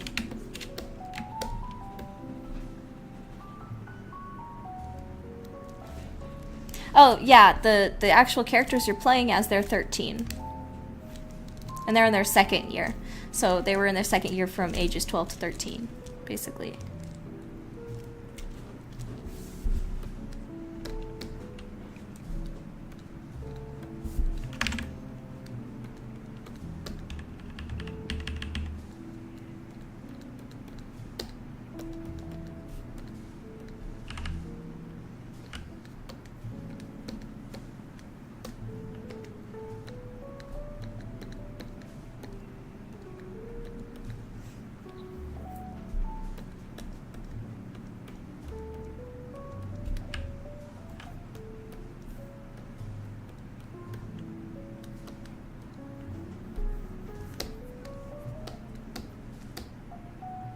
I feel like the tail should be a little thinner, maybe. I don't know.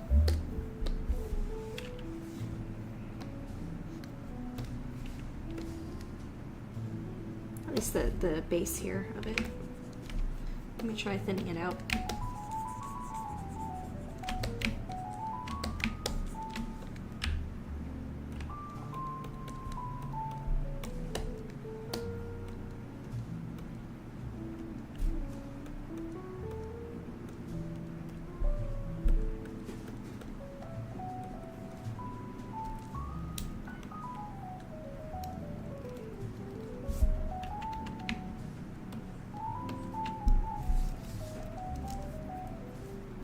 Ivana asks, are your characters by coincidence inspired by Enchantimals?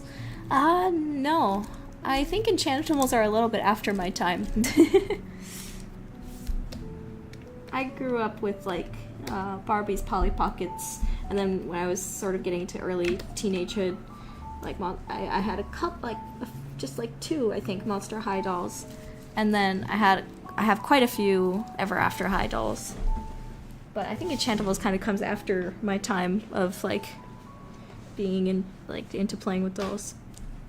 I still like dolls, but I more like getting those, like, really nice ones with the really nice clothes and stuff that's better for display.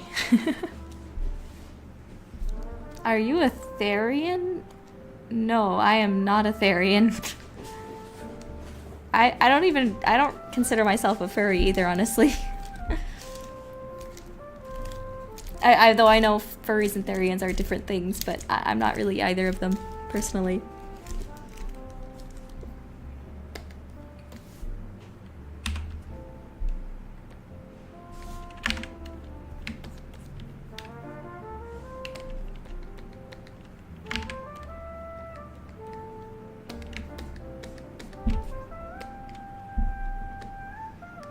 Which Tim Burton movie is your favorite? Mine is Corpse Bride, asks Plumtiff. Good question. Which Tim Burton movie is my favorite?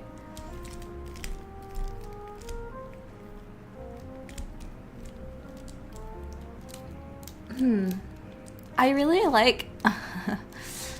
I honestly really like the... Gosh. Maybe Corpse Bride.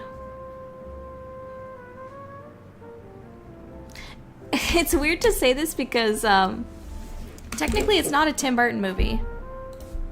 But I really like James and the Giant Peach. I think... Was it directed by... One second.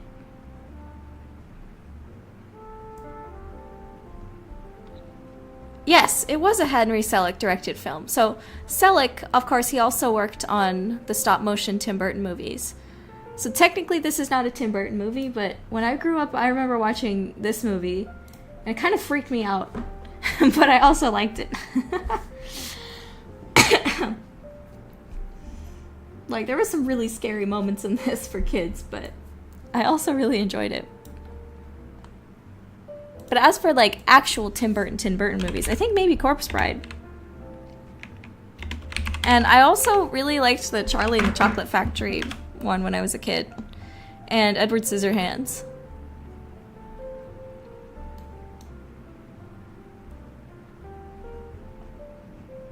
Hold on, I'm kind of looking at some movies to remember more of them. Oh my gosh, that's right. Pee-wee's Big Adventure. I feel like Pee-wee's Big Adventure is like the Tim Burton movie I might have watched the most. When I was a kid, like, we had that on DVD and I watched it a lot. And I still like remember so much the freaking Remember the Alamo. That was how I like learned about the Alamo. Was from Pee-wee's Big Adventure. So it might be a weird pick, but I feel like Pee-wee's Big Adventure might be one of my favorite Tim Burton movies.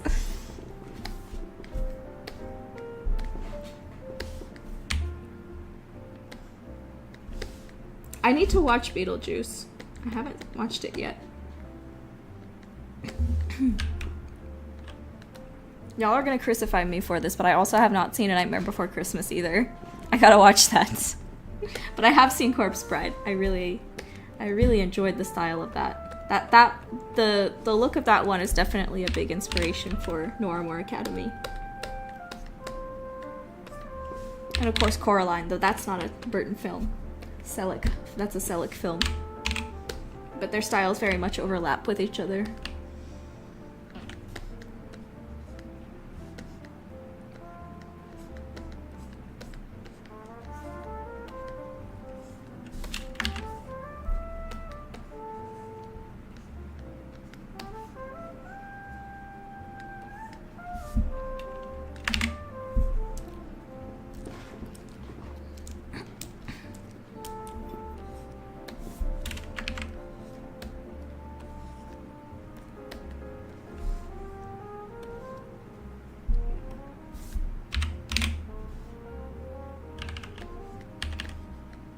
Oh, I gotta see those like 90s Addams Family movies. They look really fun.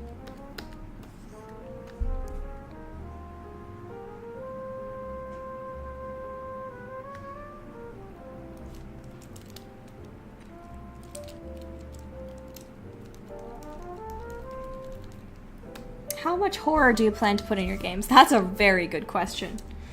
I would not say that Noir Academy is a horror game. However, there will definitely be some scary situations, or, I mean, I think I'd probably put it on the same level as Coraline. Coraline is probably a good comparison. Maybe not as scary as Coraline is for some people. It'll probably depend on the person. Over the Garden Wall, maybe, is another good comparison. Where it's not necessarily a horror story, but it has horror elements and has some scary moments.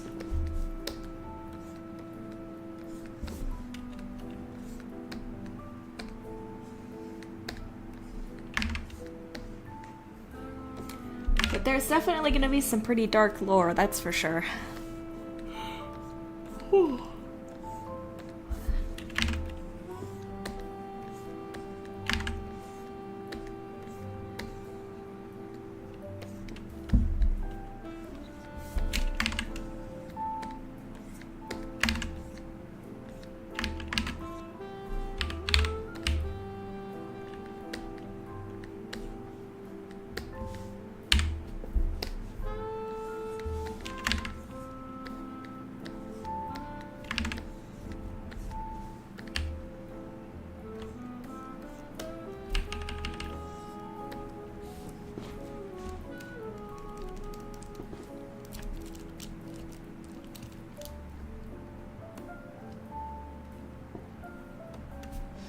Let me refresh the Kickstarter page. Oh, we're now at 621. Awesome.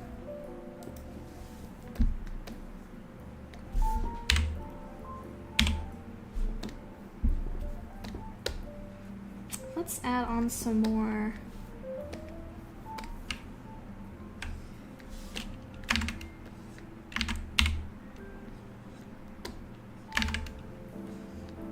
You can use the snake hook brush to kind of add on some more hair pieces coming out here.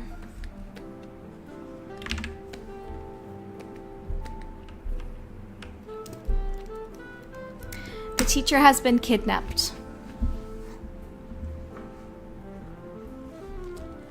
In fact, if you look at that clip in the trailer, you can see his hands are twitching.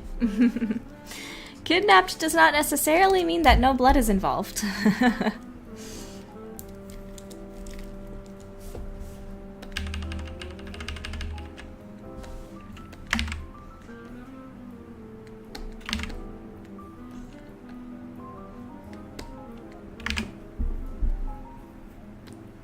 What kind of humor will be used in the final game, asks Hikiko.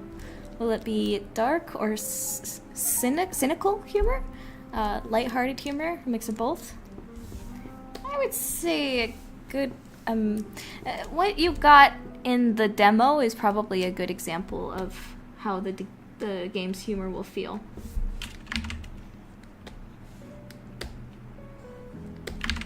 With Judith as our protagonist, she'll probably make a lot of comments that are fairly cynical, dark. But there are other characters in the game that are a lot lighter and fun, like Gina, who sort of give a little bit more of a lighthearted, humorous aspect.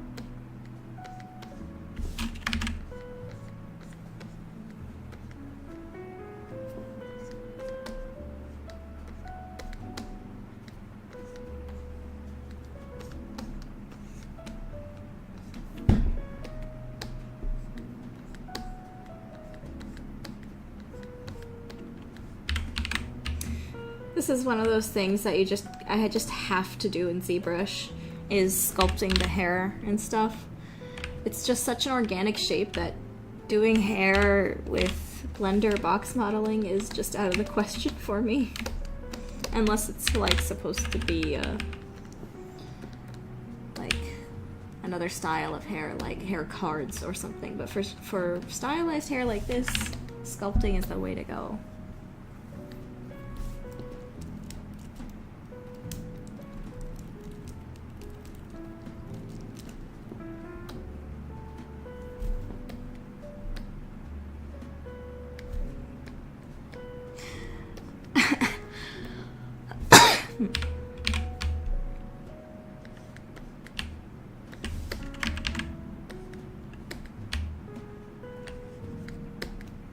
I only saw a couple episodes of Wednesday because my cousin was showing it to me, but I now realize, like, uh-oh, the school in that show is called Nevermore Academy, and my game is called Noirmore Academy, so I hope that doesn't become like a mix-up in the future or something. I hadn't even realized that.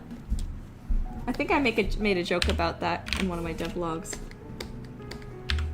It was not intentional. It's called Noirmore Academy because of the noir genre. And for some reason it just felt like the amour felt like very appropriate for that as like a full name, I guess. And then it also kind of just happened to be the fact that amour also means love. So noir amour is like love of black or love of the noir genre. Okay, I guess it could also mean like emo. You love black, you're emo. I don't know. I just picked it because it sounded nice.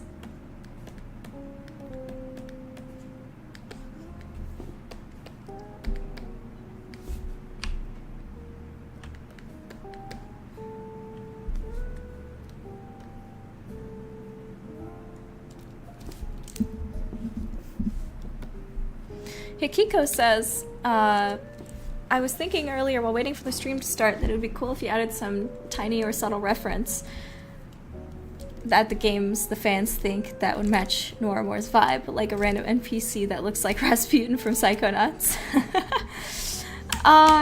It's funny you say that specifically Rasputin, because in my previous demo, Mariposa, hold on, let me bring up my ArtStation again. In my previous demo of Mariposa, I did do that. I made a reference to Rasputin and Hat Kid from A Hat in Time.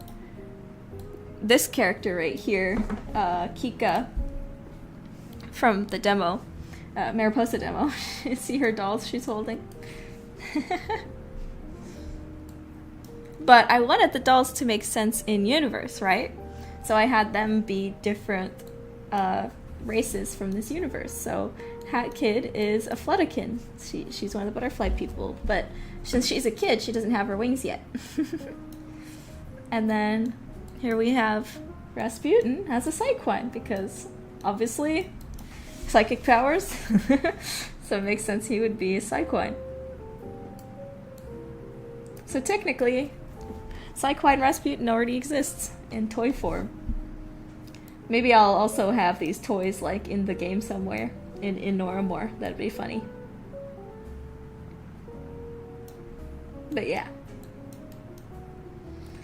Especially since Mariposa is a platformer, I wanted to have those little nods.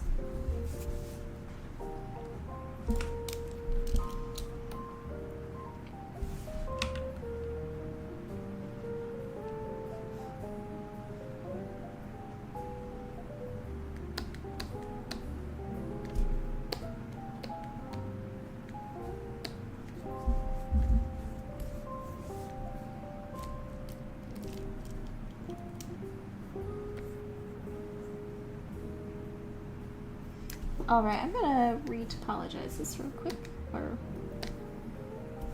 let's see, geometry. Let's try a Z-remeasure real quick.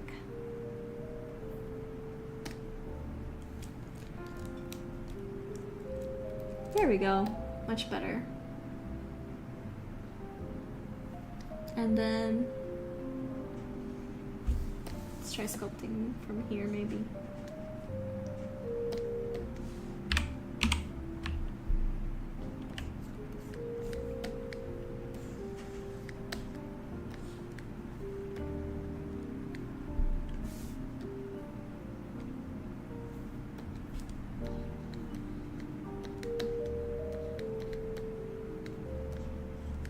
There's a couple other references I'm planning for Noir Amour, but I don't want to say them now. I want it to be a surprise.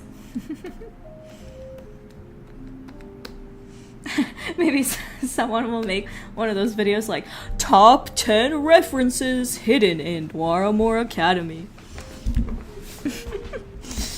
I'm not gonna lie, it is gonna be kind of funny, depending on how popular the game gets, what kind of those, like, content videos will get made. That'll be funny to see. But I love also, I lap up those videos like, top 10 secrets in Resident Evil.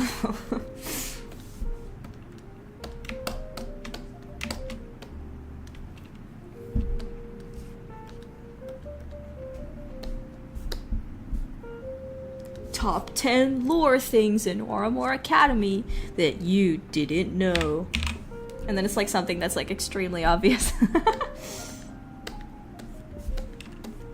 Did you know the Onyx War was between Northburg and Drakkenspire? What if I made like a secret second channel that just did all those videos myself so I could get all the ad revenue from it? And I'll just like disguise my voice. And just like tell like complete lies about the game.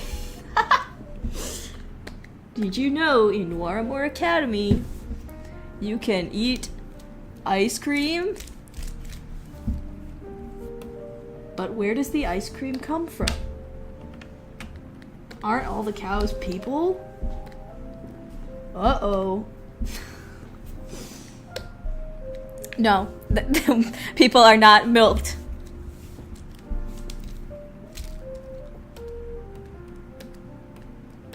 They have a different animal for milk. Why did I even bring that up? I thought about that because people say the same thing about Zootopia. They're like, in Zootopia, where does the ice cream come from? Huh? In Zootopia, where did the eggs come from? Huh? Where does the fish come from? Huh? I think they said, like, the directors said that in Zootopia it's only, like, mammals that are sentient. And so you could, that's why the fish are eaten, because the fish are just, like, fish, they're not sapient. I'll have to come up with the actual, like, cow equivalent in this planet.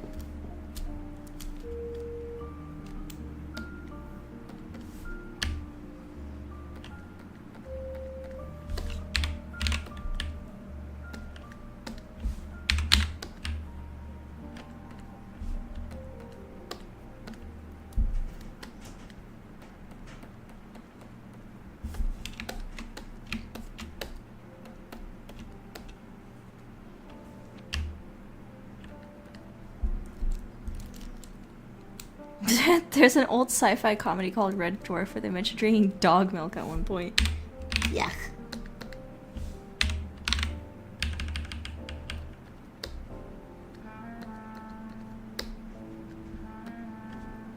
I saw that. I saw in Beastars they do that. It's a little weird.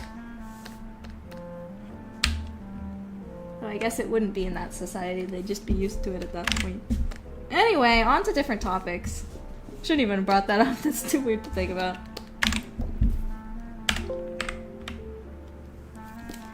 In the world of Normal Academy, they get milk from an animal, not people.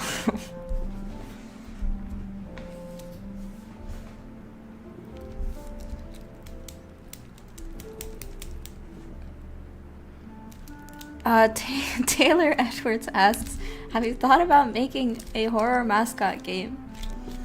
I've thought about it. I'm not gonna lie, it's kind of tempting because they get popular so easily. So sometimes when I'm feeling a little desperate, I'm like, what if I made a mascot horror game? Then I could actually get money to make my own games that I actually want to make. But no, I have not fallen to that yet. Unless I had like an actual really good idea that I was passionate about, then I will not be making a mascot horror game. Her tail is red right now, so I can actually see it better. Because when it's black, it's harder to see a bit where I'm sculpting. So I just do the button that shows the polygons so I can see it better.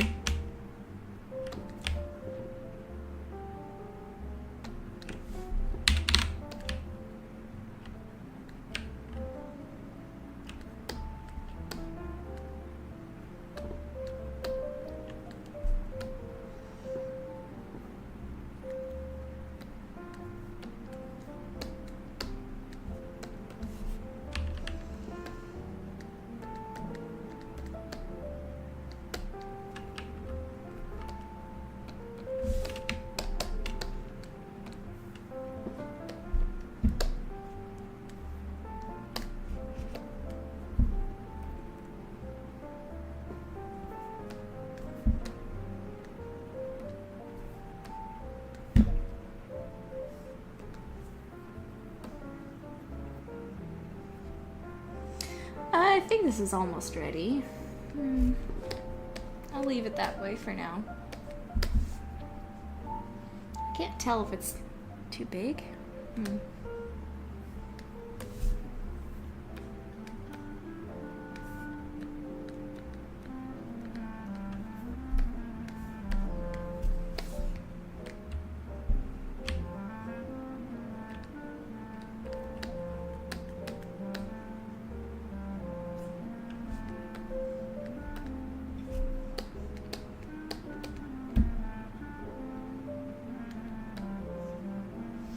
Okay.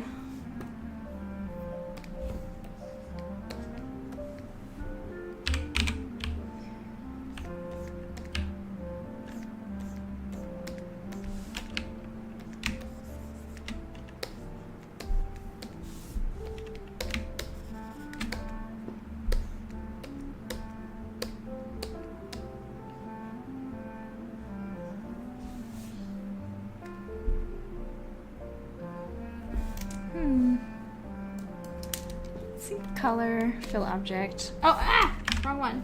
Hold on. Color, fill object. There we go. Okay.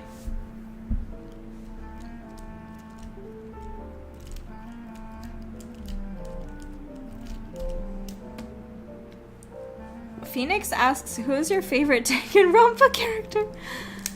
You're right. You're right to ask that because I am actually a fan of those games, kind of. When I first watched the anime, like when I was a teenager, I think that was like the first anime I ever watched was the first season of Danganronpa. It was either that or Attack on Titan. That was the first anime I watched. Personally, ever since then, I really like... oh my gosh. Her name was Celeste, right? Or was it Celestia? Celestia Ludenberg.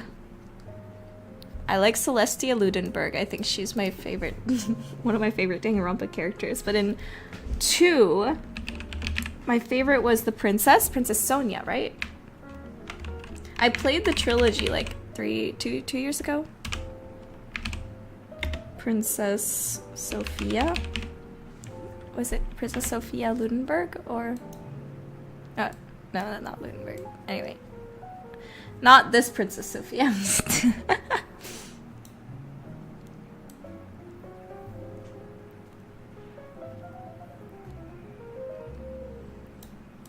And then my favorite character in the 3rd game, I think it was the astronaut guy. And the babysitter girl. Hold on, let me look at 3's cast real quick.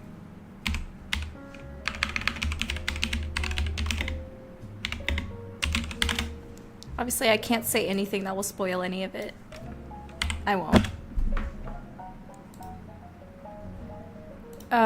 Okay. My favorite characters in 3 were... I think that the maid girl, the astronaut guy, the evil leader guy, Kokichi I think his name was, and then the babysitter girl. Those are my favorite, I think.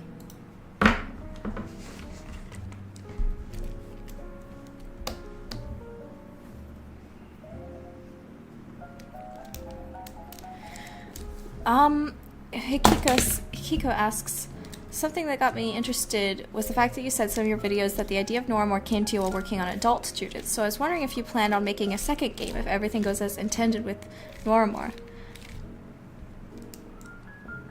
Good question.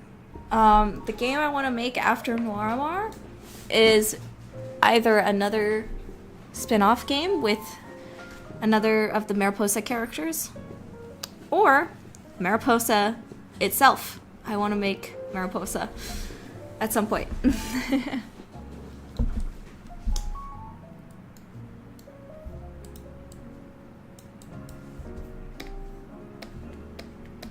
And then in Mariposa, you'll be able to see adult Judith.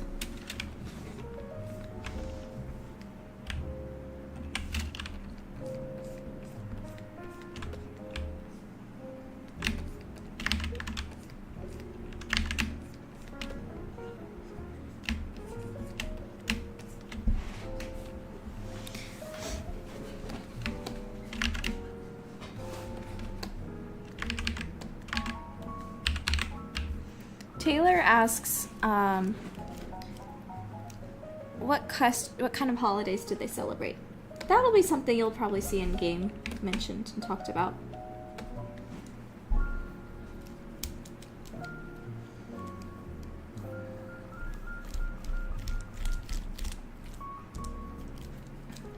Phoenix's favorite is Gonta. That's a good choice. Gonta was great.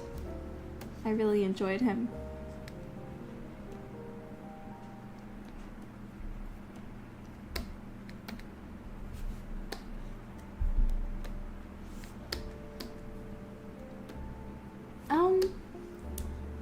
Now we need to go back and touch up this ponytail. I think we'll end the stream maybe in about 30 minutes. We'll see. I'm getting a little hungry.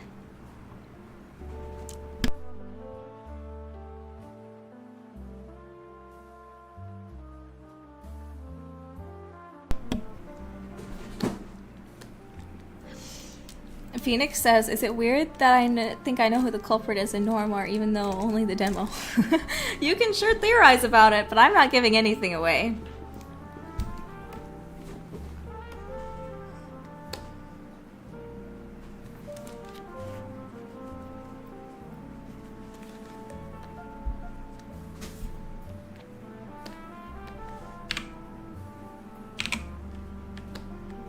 In fact, I don't really even talk about a lot of the adult characters that much because I don't want to give anything away. So I just give you guys kind of the basic idea of who they are, but a lot will be revealed about all of them in the final game. Discover all kinds of secrets.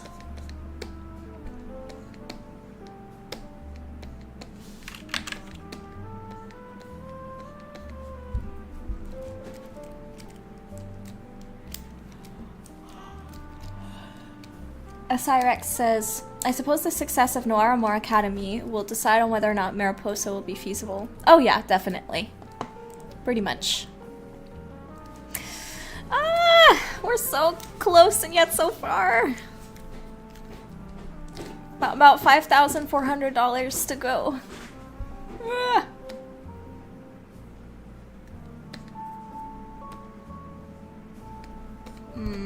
So how am I gonna do this?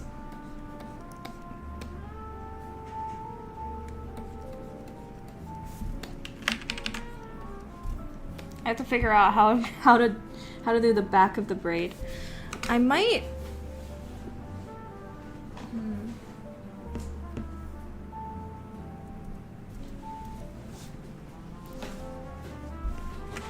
One second. I'm bringing up some more reference here. Oh, Becky is actually not inspired by Cruella de Vil. I talk a bit more in my character design video, what she's specifically inspired by.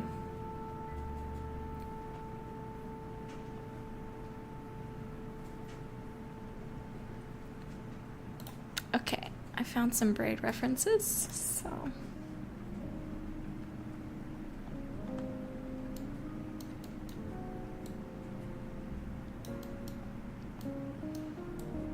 Okay, so at the back of the braid, it's kind of the same thing except reversed.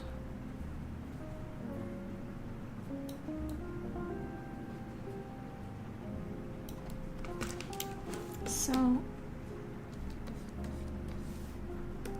like this maybe? Hold on. There we go.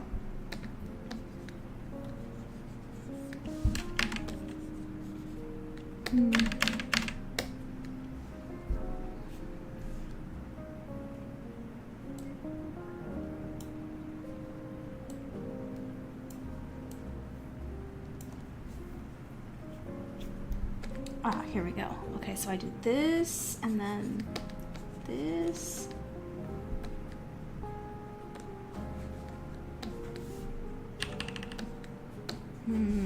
Ah. Maybe here.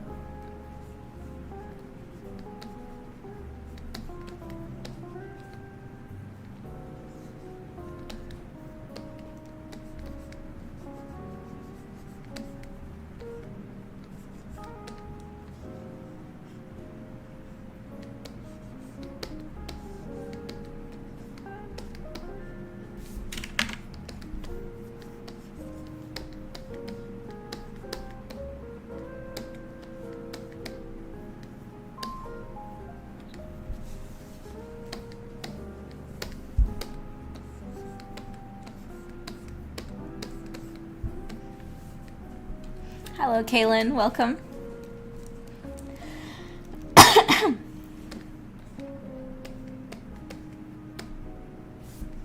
There's my butchered version. Let's smooth it out.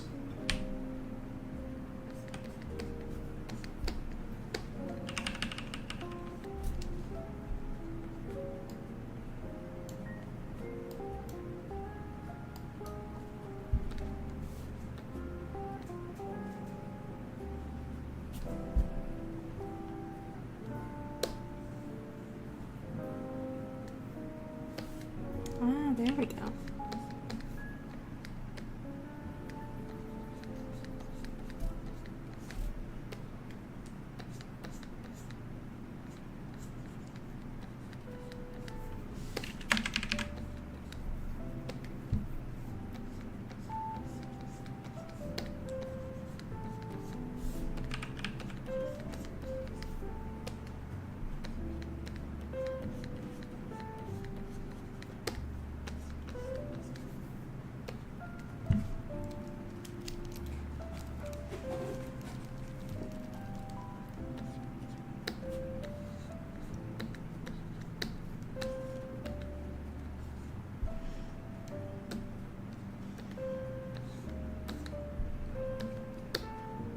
The hardest character design was probably Madame Noir.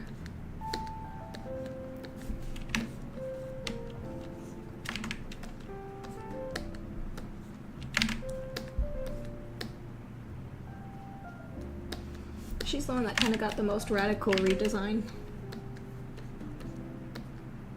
And then she was really hard to model too, because of all the dress stuff and all the textures on her dress and all the little details on her model. She was so hard to model.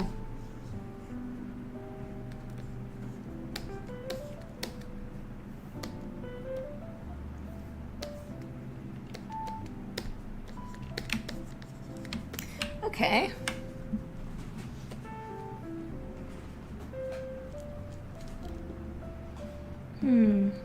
Now.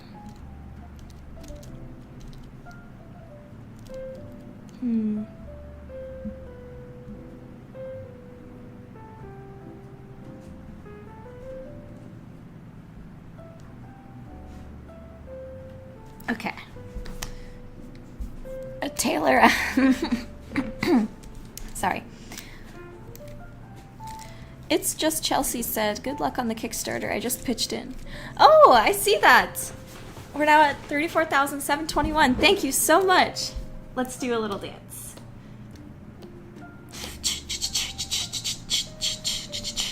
Thank you.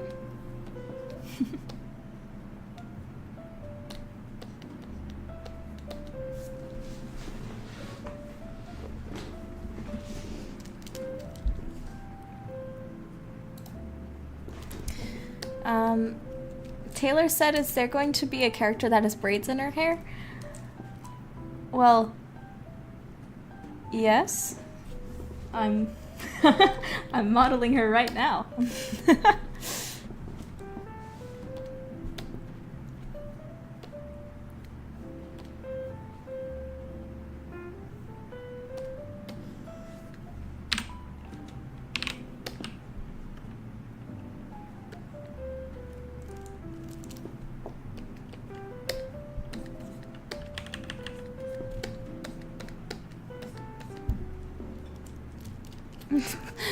Doing the, Coach Terrera doing a Fortnite dance. All the great memes that could come out of this. She's a bit stiff. She's a bit stiff, but at least she's not a stiff.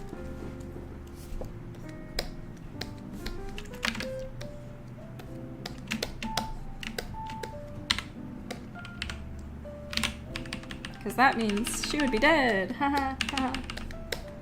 I'll let myself leave.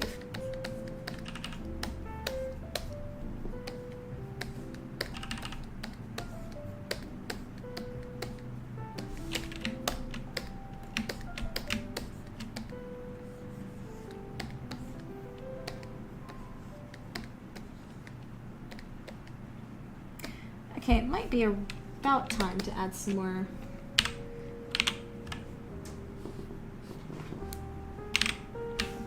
geometry, but I'm gonna keep polishing a little bit more.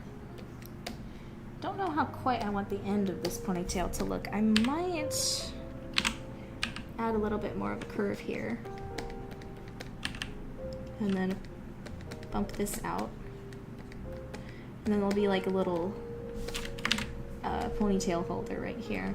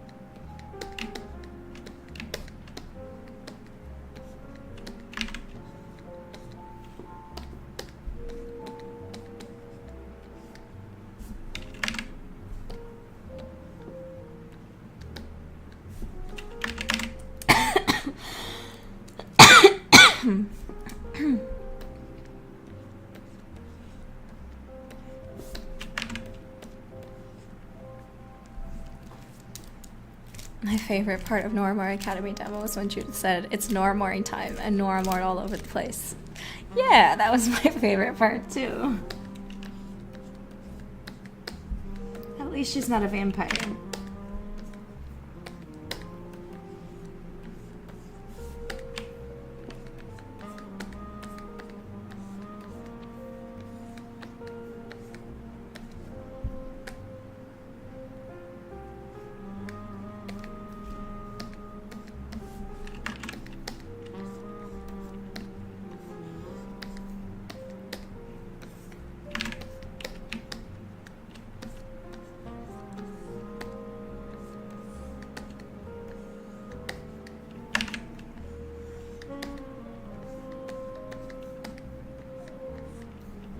Ah, nice. It's starting to look good. It's starting to get to that point where it actually feels satisfying to work on.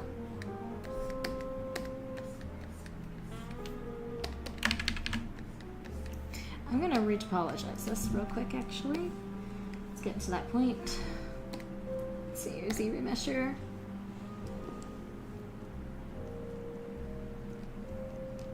I should probably have saved, but it worked out anyway. Nice topology.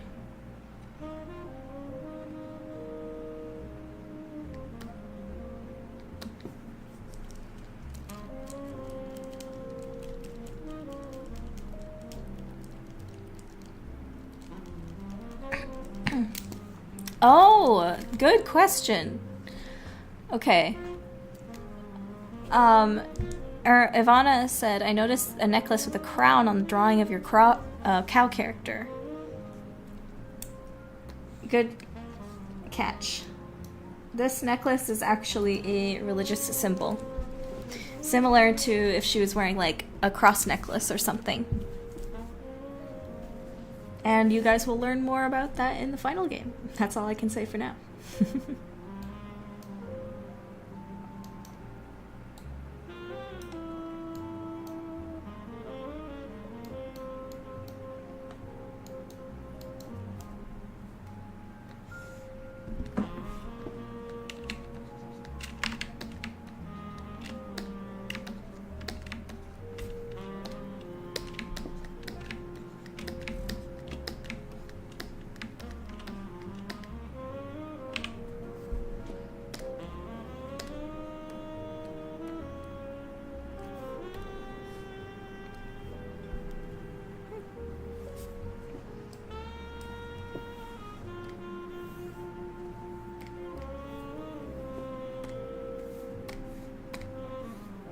I'm gonna make it gray for now. to make it easier to see. Okay, I do think I'm gonna need to put some more geometry on this. I'm gonna divide. There we go.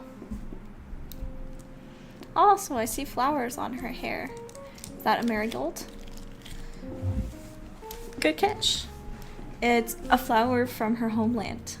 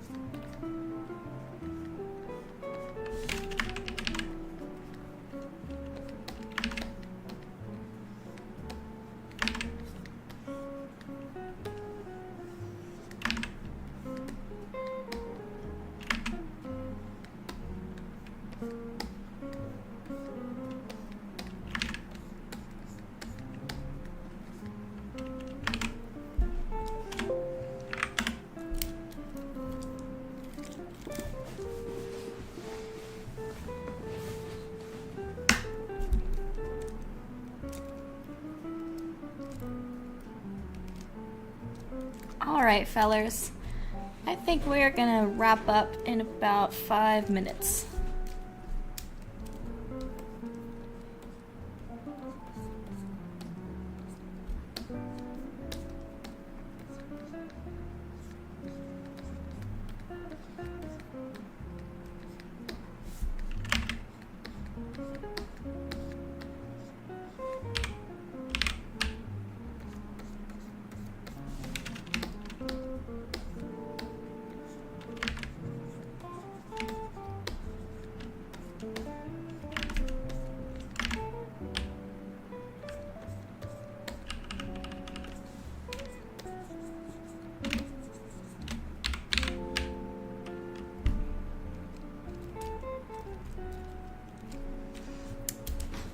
Ivana asks, can you tell us more about another character, the bard guy?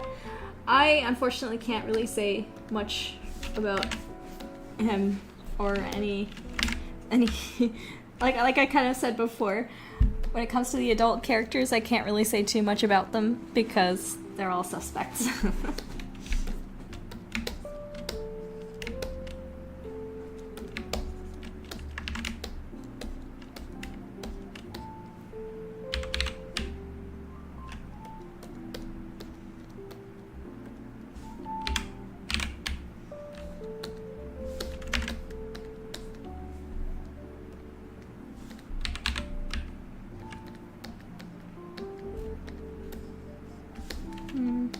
Like that. Let me smooth that down.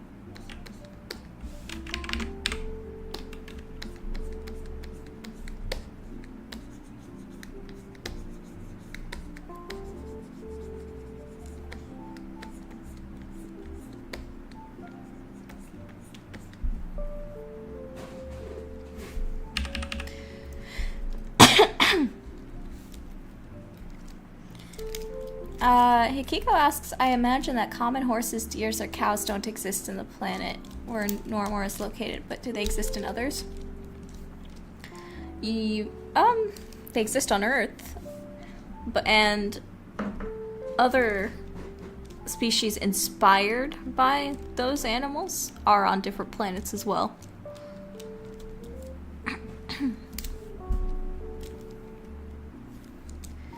Maybuck asks, can the characters in Noir eat normal human food, or would human food be contagious to them? Or dangerous? They probably could. It would really depend. It might not be healthy for them in the long run. They probably could eat some of it, but it probably wouldn't be good to only rely on that. They would need to make sure to bring specific, like, mineral, like vitamins or something with them, so they're able to get their daily dosage of minerals that they need. Because the Noir, Taekwine eat a lot more minerals than other races do.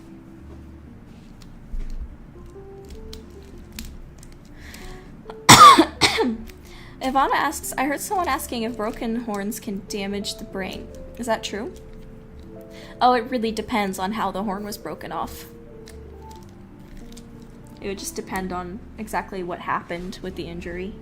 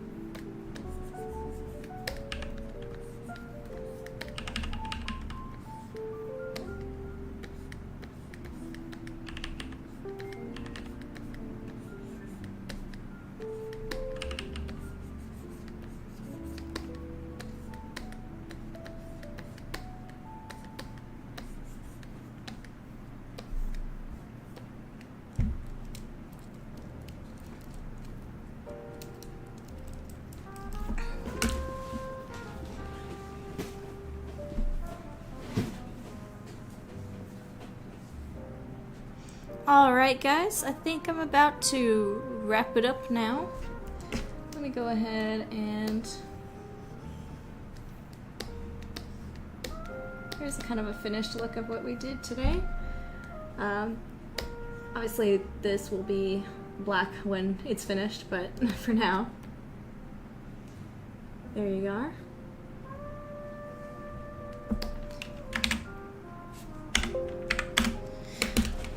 Alright guys, so as today we are currently at 34,721. So we're gonna need about 5,300 more to finish the fundraising. It's gonna get close, guys. We have less than 3 days left. So let's see what happens. And I'll keep you guys updated with how things are going. Thanks so much for joining me on this stream today. I may do another stream. I'm probably definitely going to do a stream on the final day.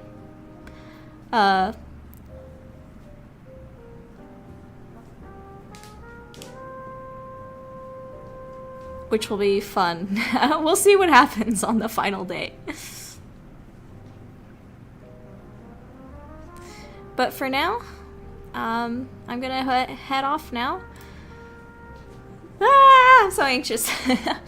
I'll see you guys, and I hope you have a great day. Bye!